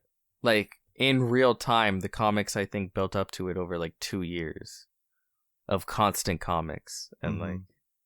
Well, it seems like they found their next Infinity War / Endgame. Yeah, for sure. There's literally nothing above that, though. Like, Secret Wars was as big as it gets. Because it's a multiversal story. Oh, it's about the end of everything. The first issue ends with rest in peace, the Marvel Universe, like 1920-something to like 2015, because everything died. And it's really intriguing, because I thought, like, my original perception, I think that's the word, was I thought that the next Loki, not the next Loki, the next Thanos was going to be Kang. I mean, who knows? Maybe Kevin Feige wants to switch out Doctor Doom for Kang. I don't think he should, because I think Doctor Doom really works as like because Doctor Doom kind of is like the villain of the Marvel universe. Yeah, because that motherfucker is everywhere in the Marvel world. So like, he has his pockets and everything. He's made deals with Green Goblin, but also he's talked to Thanos as well. I mean, he's just like that motherfucker is everywhere in terms of like the story. So I could definitely like see that. So when you're painting the picture of like Kang being maybe the Loki of Phase 4 and all that stuff, I was actually I'm like beard stroking. Maybe. But that would imply Phase 4 is a thing, like just an interconnected storyline. Well, I don't think he would be the what do you call it? The Loki of Phase 4. It would be Phase 5. Phase 5. Because his first appearance is going to be in Quantumania. Yeah. And it seems like Phase 4 ends with the first Fantastic Four movie. Yeah, in 2023. But Quantumania comes out next year. Yeah. But that's before Fantastic. I said the last movie of Phase 4 is the first Fantastic Four movie. I guess I'm making the assumption there will be sequels, but I mean, of course. Yeah. Okay. So yeah, maybe Phase 5 would be that. I don't know. But I mean, they've been pretty dead set on multiverse shenanigans for the entirety of Phase 4. If you don't count 2 of the films that have also released. But if you look at like... Three of them. 3? Why? What are the 3 films are not multiverse. Name them. Black Widow, Shang-Chi, Eternals. Oh, fuck. Yeah, I forgot about... Did you forget about Black Widow? Yeah, sorry. Yeah. We That's don't a regular talk about thing. Widow, no. No. But you got Loki, Spider-Man, Doctor Strange. Quantumania will be somewhat What similar. If, which nobody saw. What If. And yet still won an award What somehow ifs? over things like Arcane by the Critics' Choice. I don't understand that insane choice. What if people actually watched it? That's an alternate timeline. I only watched one episode, and that's because it was like Guardians orientated. But not Peacemaker. You really opened yourself up to that, and I didn't go there, Kyle. He did, but I don't... Okay. Let me I want to just quickly shout out some of the major things I liked about this, because I say a lot like how I like the style, I like the stuff and stuff like that, but I feel like I haven't really given very many specifics. May I begin with that, since I've been the most negative here? Yeah, for sure. Rachel McAdams, I feel it kind of elevates everything she's in. Yeah. Like her presence, like she's got presence as an actor. She's like great, but everything. she's also a fugly slut.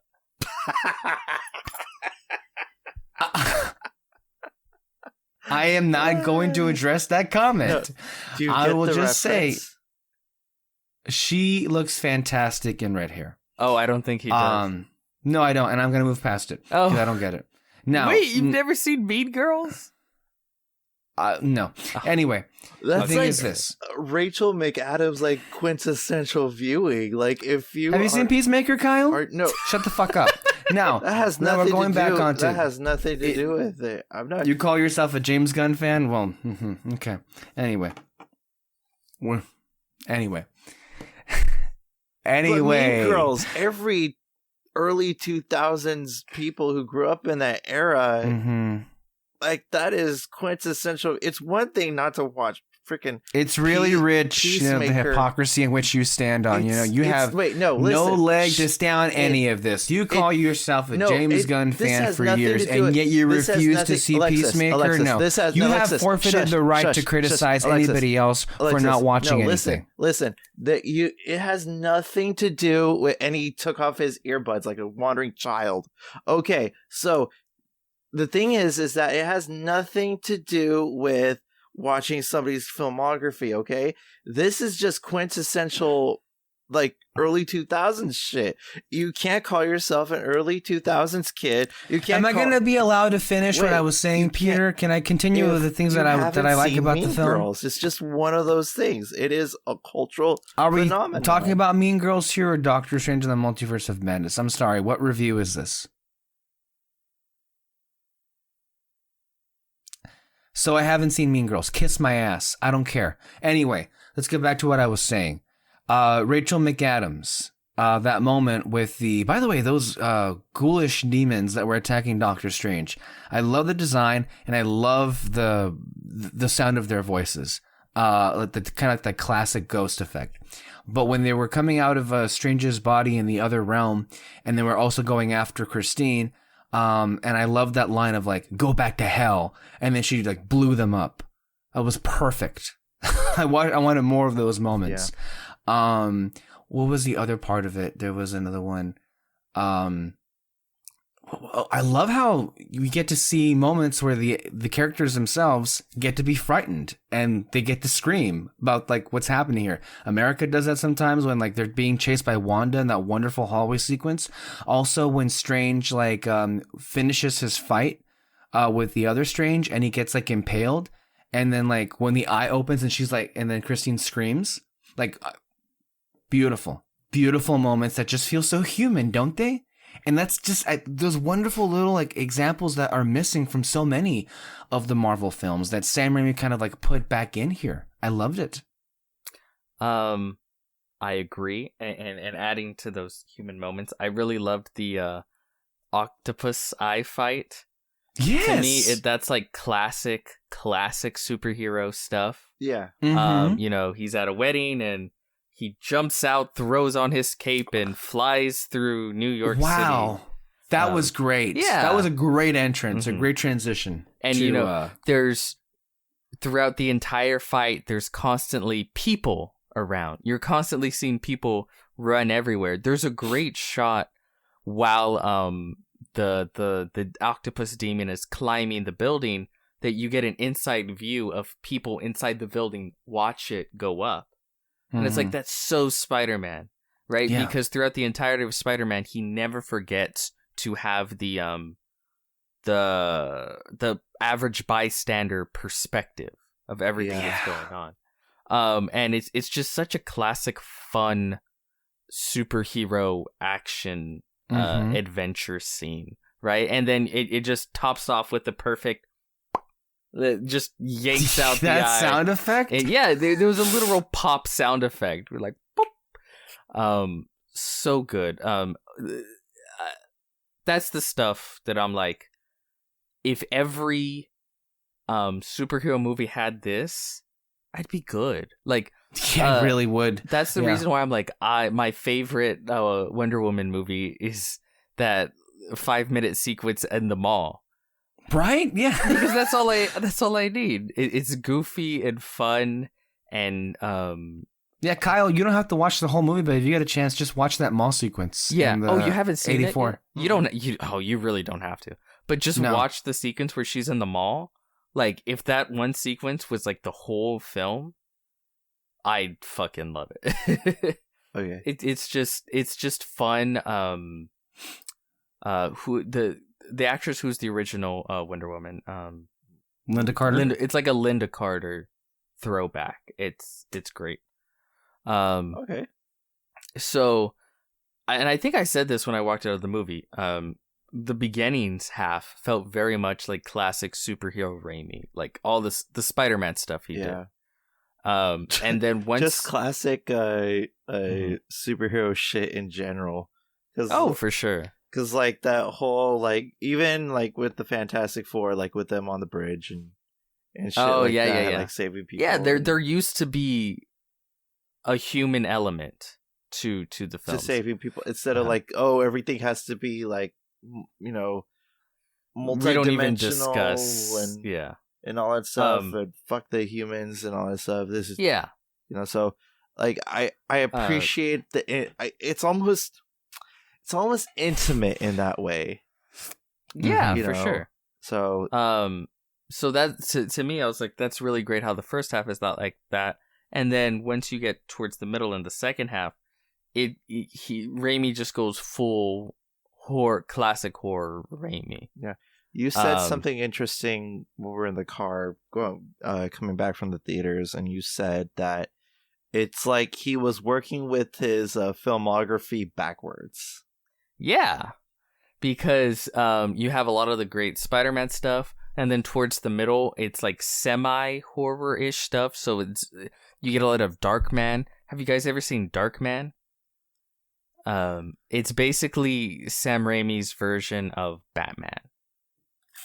Starring Liam Neeson. It's fantastic. Oh God. Okay. Yeah. He has a particular this set of skills. Disfigured scientist who wears like wraps, and he can't like a feel. Yeah, kind of. Look it up, Darkman. It's really good. You know, I wanted to also say there were some people out there that were criticizing the hokey elements. Oh, man. I'm glad there weren't as many as I thought there would be, but for the ones, I'm thinking of, Randolph, I'm thinking of John Roca, get fucked, okay? I'm sorry. No, seriously, get the fucked. Get the fucked. Because, like, those moments, like, matter. They feel, I don't know, Sorry. Okay, continue, sorry. No, you can go. Sorry, I've seen this poster of Dark Man. Oh, yeah. Franny McDormand's in it too. That's cool. Okay, continue. People, latching onto this idea that hokey is bad. I don't know. Hokey is real. Like, to me, some of my favorite moments of the movie were, again, ultimately, I don't care about the relationship. But Strange, saying, Christine, I love you in every universe, that meant something. I felt something. That was romantic that was real. as fuck. I don't know what you're talking about. Right. And then also with America Chavez. Well, I know he's in that, like, hilariously ridiculous, like, corpse makeup, but damn, Benedict delivers it with, like... like you had the power was in you all along, and you feel it. The reason why I say I think it's self-aware is because at the end, when it like zooms in and he gives her like a zombie wink, it's so it's so good. Like that one, like it was in the trailers. But that scene of like him like harnessing the power of all those like spirits as a zombie. Oh, that was so good. Like, that was so good. Is absolutely like I was like, yes, yeah, give me that more. Was so good. That was fantastic. Well, I don't think I can say I love the movie. In that moment, I was like, I'm in love.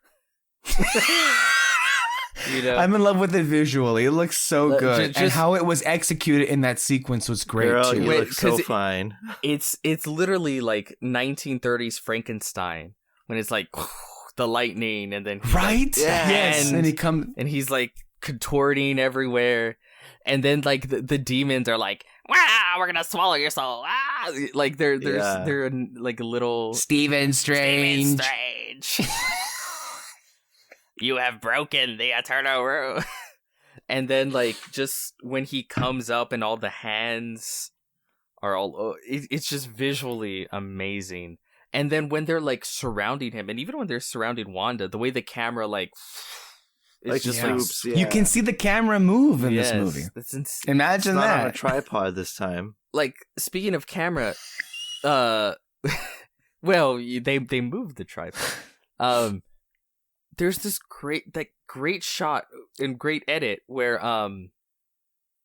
when they stab the Darkhold, and again another horrific death, and she's like sort of moving in and out of 616 universe and 838, and like she's trying to hold on to her kids, and it's just like these cuts in between her as the Scarlet Witch, and then her as the mother, and the others, and it's like just that was so good. Yeah, and it just cuts, and then the cuts slow down, and then it stops, and it's like, okay, she's back. I like just little things like that where it's like, oh, it's like it's being made like it's a movie. Like the director's trying to convey emotion, not just through words, just shooting it, visually, not just. He's trying to be a visual storyteller. And then with the zombie sequence, that they really kick out the rock, the like metal, like yeah. I mean, it makes sense that a guy from a former rock band would add in electric guitars, Well, yeah, because to him, he's like, witches, demons. Okay, that's metal. It's just a bunch of weird science. Am I right? I honestly think I would love the film if I actually liked the protagonists and loved them as characters. I mean, I get the limitations for you, and I said this going in. To me, it was like Aquaman, where Aquaman, I guess maybe you have a little bit more with Jason Momoa just because he's like, hell yeah, my man. Like he's got a lot of personality. You latch on to the broness of it, but it's like, what a way to describe it. The broness. Yeah, like I'm not invested in the love story with Amber Heard. Who would be Amber Heard? More like Never heard Amber of her. Turd. Oh well, yeah. There we go. There's another direction. I'm not that invested with him getting his mom back, Nicole Kidman, or just really much of anything, right? Like what I am invested in is just fun, the pop Saturday morning cartoon Power Rangers over the top extravaganza fun that it is, right? And yeah, that's a movie I can just throw on and be like, I'm in heaven for this kind of shit. And I do feel a very similar way to this one, right? Where it's like, emotionally, I get it. There's not much to latch on to. I latch on to a bit of it, I do. But for the most part, my experience is just all about just the whiz-bang Sam Raimi madness of it all. That's where I really pull my enjoyment from. I was going to take this opportunity to say where I rank this film. Well, before we get to that, we haven't really talked much about the Wanda controversy, have we? Do we want to? Oh no, yeah, that? let's talk about that. Yeah, that's a pretty big deal, right? Because a lot of people, I guess my main issue with the whole Wanda thing is not so much its inconsistencies. I'm not even sure if that's the right word to use. Inconsistent. I mean, I think the argument is there that it's a natural progression, and she should have been the villain of this movie. I'm not necessarily opposed to her being the villain of the film. I guess to me, what I was disappointed with was the lack of nuance. Now, again, you could probably throw it in my face. Well, why are you expecting any kind of like nuance or interesting aspect to then just being the bad guy in a Marvel movie? Okay, sure. Was she an effective villain? Yes, she was. Was she filmed brilliantly and appropriately as a horror movie villain? Oh yeah, and you definitely felt it. And Olsen gave it, and so did Sam. No issues there. I guess to me, this is a character I had so much like empathy and like love for in her previous project, and here I loved her as like a horror movie villain.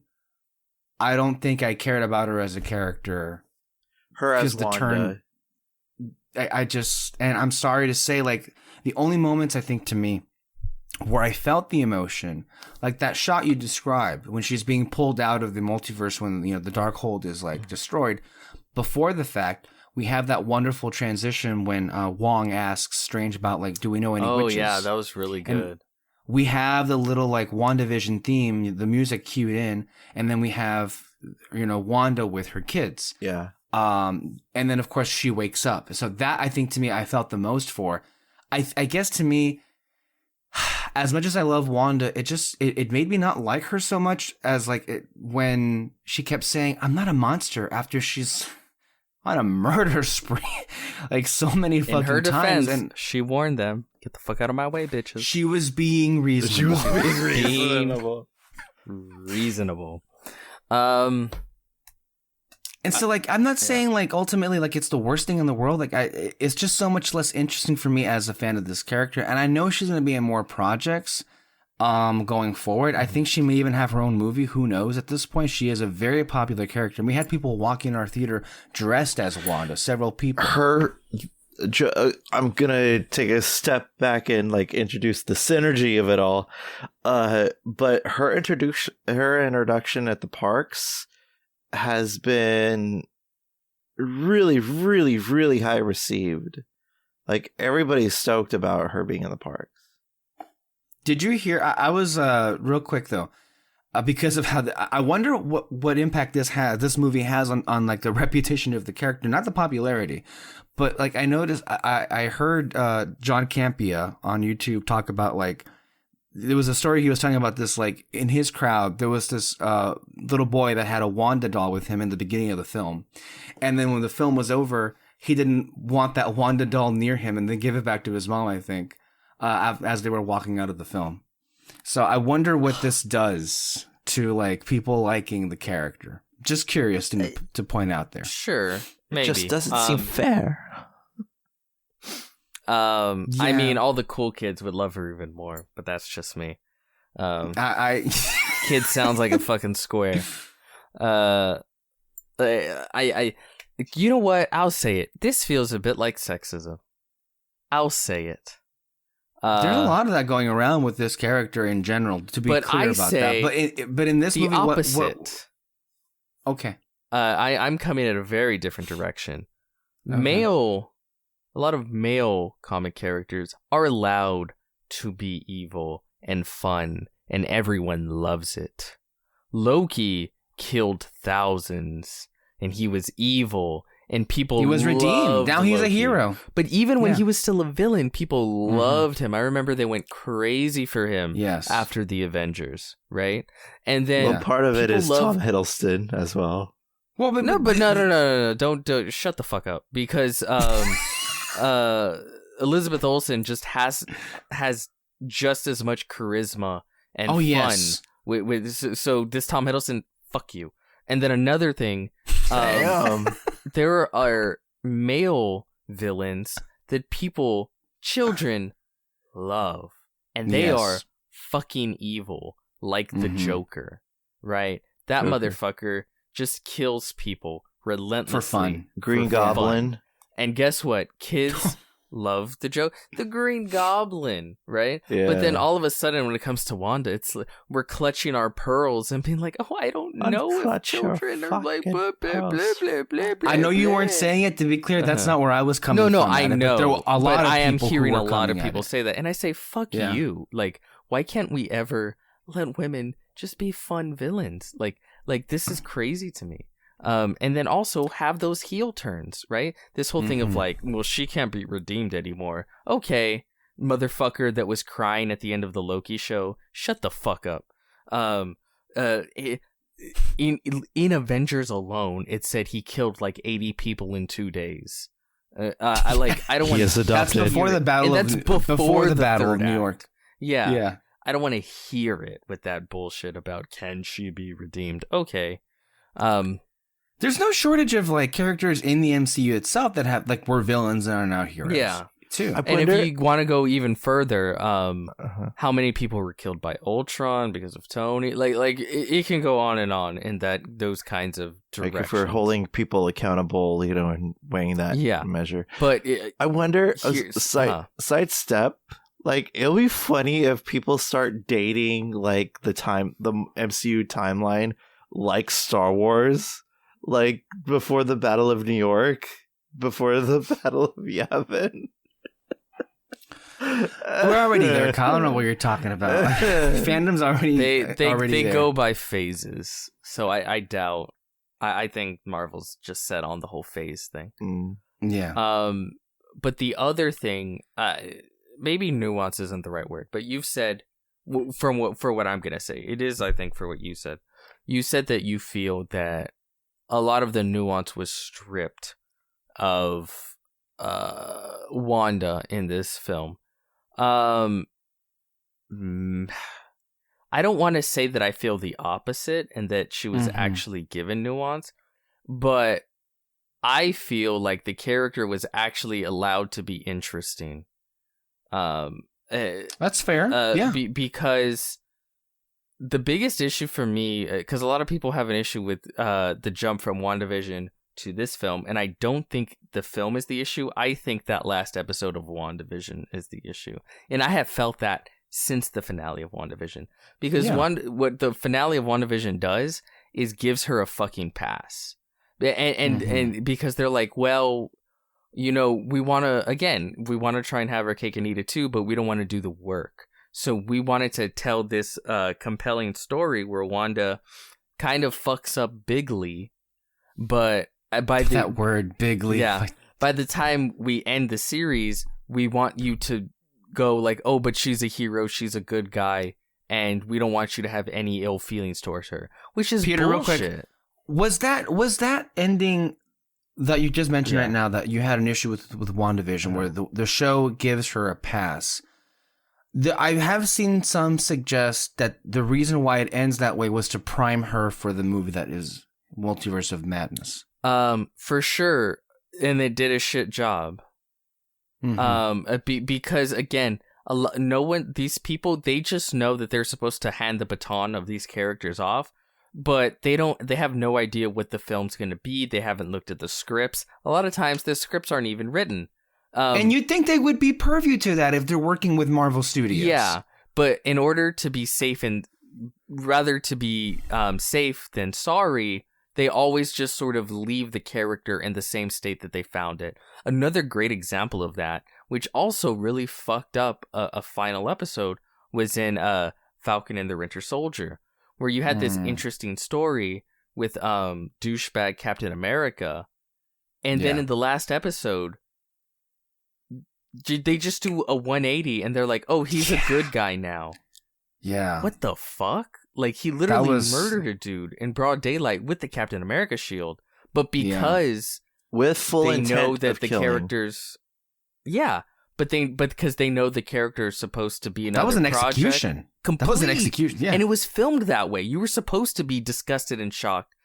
But then by the end of the episode, it's just like, oh, well, he's a good guy now. He quoted Abraham Lincoln. Like, shut the fuck up. Like, what is this, right? And again, that's the issue. Remember that moment? Remember this moment in a presidential debate in 2016 where what was it? Donald Trump referenced Honest Abe, it was using that to attack Hillary Clinton. Yeah, and like the weirdest, strangest thing. That's America. God bless her. So yeah, the biggest worry that I had was that they would make her the villain, but she's not really the villain, guys, because we can't have any of our heroes getting their hands dirty, because if they get their hands dirty, we can't sell toys to conservative parents in the Midwest who might already have an issue because she's called a witch. And, you know, we don't want our souls to burn when we go to church Sunday morning, even though we're fucking the pastor boys in the back. You know, like, this is the issue. And instead of, again, being pussies about it and not having her the villain, but not really, no, they go all the way.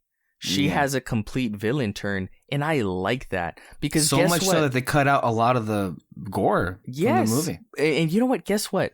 We have like 50 main characters in the MCU. Yeah. How about we take one and actually do something interesting? Give them an entirely different character direction for once. And they did it. So, yeah, no, it works for me. Now, do I agree? Is it a bit of a whiplash coming from WandaVision to this movie? It is. It isn't if you skip that last episode of WandaVision. if you skip that last one, it kind of works perfectly. It's a little confusing, but it works perfectly. As far as her trajectory, again, I think the fuck up is in that last episode, but it's not really their fault. It's the nature of the beast of the MCU, where everything has to revert to sort of its original state. If we hand you a hero, we expect you to give us back a hero, and that kind of thing. But at the end of the day, I think the biggest issue isn't that she was the villain. It's that a lot of MCU fans only watch MCU movies. So when they saw like actual like murder and mayhem and fucked up shit, that's like 3 extra steps too far for them, and it's due to their hero. But to me, that just made me love the film even more. So, yeah. Yeah. Okay. Ditto. Like again, like I mentioned it before, like I feel like this right here, she fucked up big time in WandaVision in terms of like possessing all those people, and I'm not excusing all the other MCU characters who have fucked up in the past, Alexis. But I'm just saying that, like, yeah, she did a messed up thing and all that stuff, but she's growing, okay?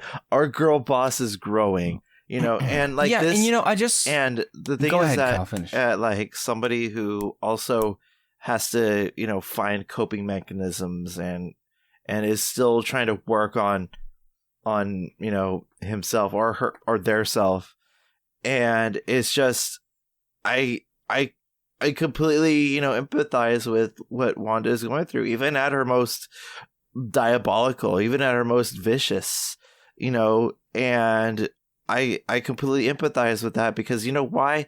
Because you know what? Healing is a very messy process. It is. Like, if somebody told me that it was going to be a piece of cake, if I were to turn back to that person, I would have said that they're full of shit, because it is not a clean process. It's a very messy process. And the fact that it is being displayed up in front center with her character, I think makes her character a little bit more fascinating than we saw her in Captain America Civil War, and before. Now I feel like we're actually having like a good chunk of character. I mean, it started with WandaVision, but I feel like it's starting to grow progressively throughout the whole entire series. So when seeing that, I'm actually thrilled to what they're going to do with her character next, and see the next stage of her, of her growing, because seeing her from the beginning, trying to cope with, using the guise of fantasy as her coping mechanism, that didn't work. Okay, let me just fuck up the multiverse, and just take it from there. I think is a good next extreme to that growth. So I absolutely love what they did with Wanda in this movie because of that. Am I making any sense? No, yeah, I get think it. you are. Yeah. And I wanted to be clear here, that dig was not directed at you. I was just, Peter brought up and mentioned the sexism here. That's part of what's been going on as well here at the end. What happened with WandaVision, so many people were like calling for like the arrest or the execution of Wanda after like what happened with Westview. I didn't hear those people talk about all the, the bad things Tony Stark ended up doing and all the harm and damage and people and lives that he personally was responsible. That was seemingly all absolved at the very end. Yes, he saved half the universe. That's true. It's also true at the end, Wanda freed everybody. And then also at the end of this film, she destroyed the Book of the Damned, right? What was it? The Darkhold? Yeah, the Darkhold. And all the universes. So it's like, okay. It's a good thing. Remove temptation for everyone across all existence. like destroying the I- Infinity Stones. I really hope, because I think it would be fucking sweet, we do get a Wanda Movie. film. Yeah. I could see I want it. a film. I could Yeah. see a film. Hope they don't take for- 10 fucking years to do it. No, I hope not. A lot of There's people too much money to wait 10 years for a movie for the Scarlet Witch. A lot of people are calling for like Chthon, the first demon, to be the villain, and there is a precedent for that within the comics. They name drop him. They say like, oh, when Chthon, the first demon, came into existence, he crawled his evil spells onto this. You could have what's her name, Agatha, be a supporting character within the film. She'll come back. Yeah. She's getting her own Because show. the multiverse is real. If they make the film anytime soon, you can have X-Men in there, and sort of because I think Elizabeth Olsen has talked about how like, yeah, she really wants some X-Men stories to incorporate that into the future. But You know what's this Multiverse of Madness, this was like the House of M story, right? Oh, That's for it. sure. It's done Yeah. now. yeah. Okay. It's so cool. Like I saw on Twitter like just a flashback of her talking about she was doing press for Age of Ultron, and they're like, any particular storylines you would love to do, and she said, I would really love to do House of M. Yeah, I saw that. And she described basically what this movie is. Yeah, Yeah. I think that's pretty freaking Yeah. cool. She got what she Mhm. wanted, you know. I mean, you know what would be funny? Everybody starts like bringing up who's going to be the villain of the Scarlet Witch. The Mephisto conversation begins all over again. A demon would be the main villain. Probably, I mean, you could throw Mephisto in there, but That would be funny though. that'd be great. The Mephisto. It'd be funny if Okay. if he does show up, but he gets Illuminati'd. That would be great. Okay, so shall we get to the ranked stuff? Oh, well, I like to include the entirety of the MCU when I rank the MCU. Mm-hmm. But there are certain individuals within this current podcast who have serious issue with including the MCU on the MCU list. So to prevent any further antagonism, I will only be speaking about the films as they are. Well, 28 movies. those that were released in theaters. Okay. If we count those that released in theaters, I believe Multiverse of Madness does crack my top 10 at number 10.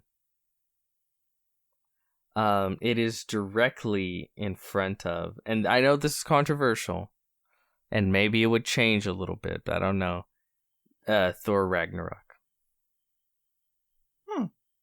You never cared for the film all that much anyway, so it's not really much of a surprise. I like it. Cared I it really as do. much as everybody else. You Yeah, do like not the as movie, much but as not as everyone much else, as yeah. no. I Everybody else loves Thor Ragnarok. I dig Thor Ragnarok a lot. Yeah. There's a lot to like. I think I sent my ranking. Do you know where? Well, I mean, it's because you also put in the TV shows in there, so it's hard to gauge what fucking number it is. It was somewhere in the middle. No, actually, I think it was in the lower end. It was not in the middle. That's for sure. You had it pretty low, if I remember. Let me bring up our sponsor Letterboxd. Oh, first thing I open up is the list. Yeah, for right now it's at 21. Ridiculous. And that's including the TV shows as well. Yeah.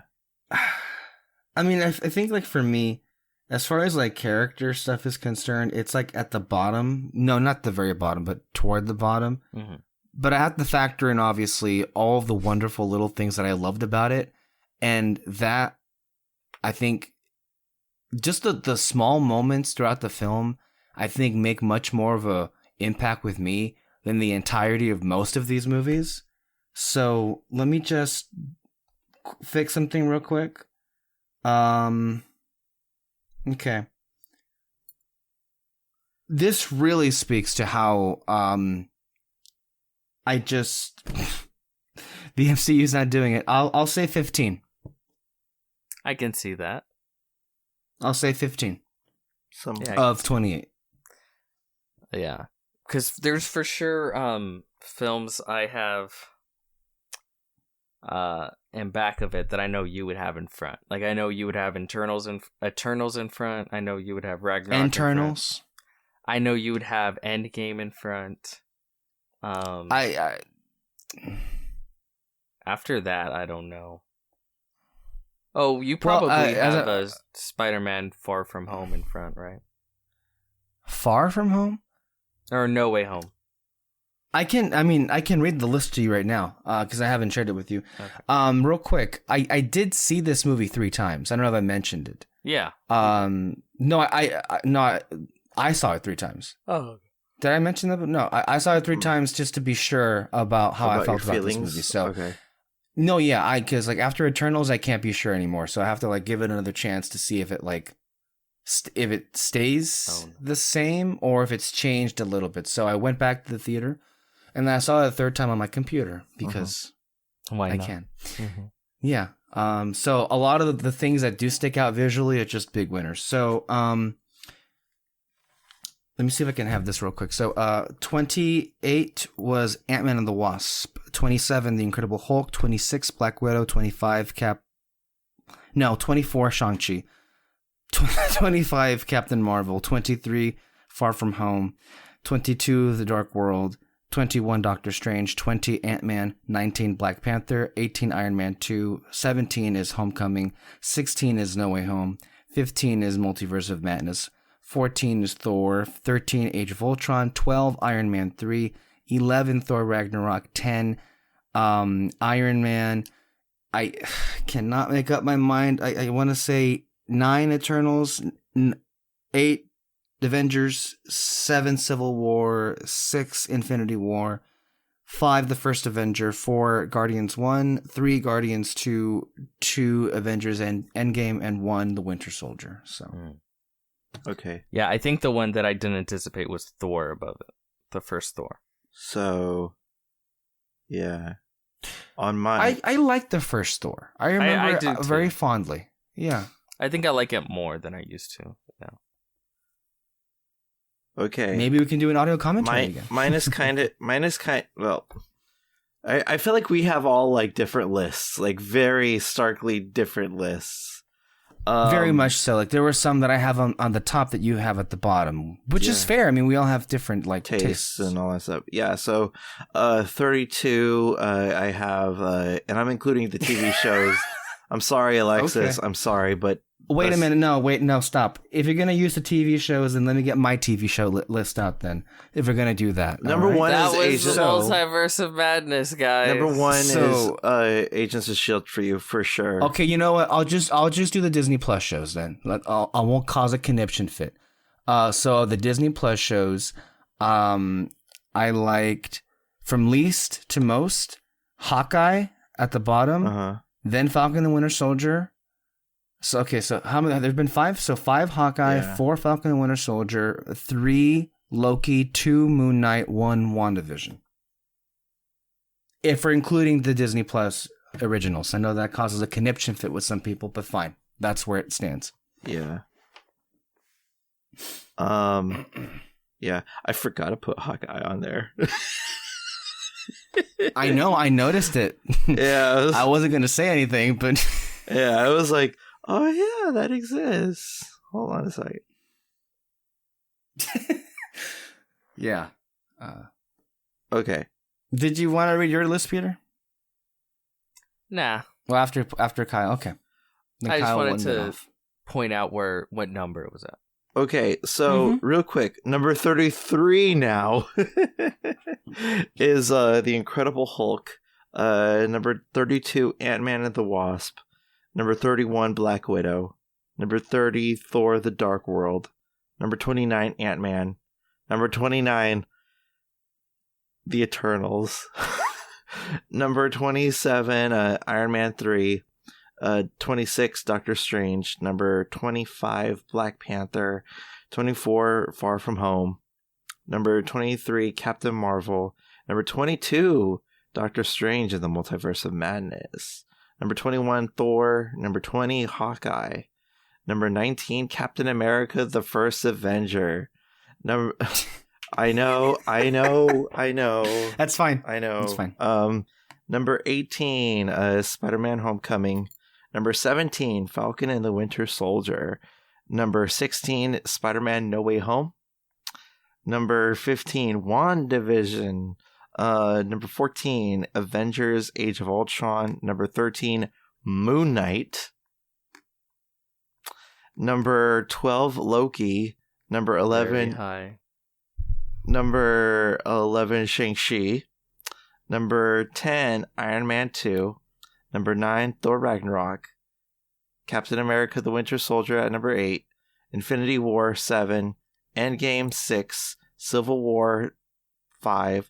Avengers 4. Guardians of the Galaxy 3. Iron Man 2.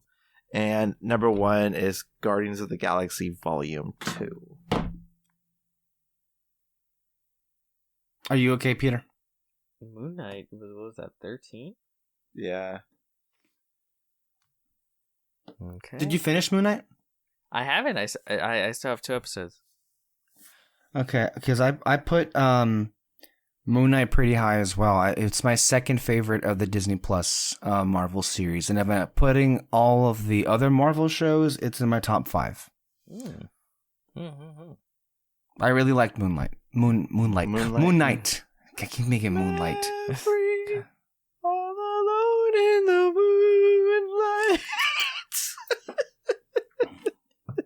Okay. I think we're done, guys. Anything else to say? No. If you want, go ahead, say something. No? Well, thank you so much for listening to our wonderful thoughts and ramblings here on Red Spotlight, the place where we talk about all the latest stories come out of the world of movies and more.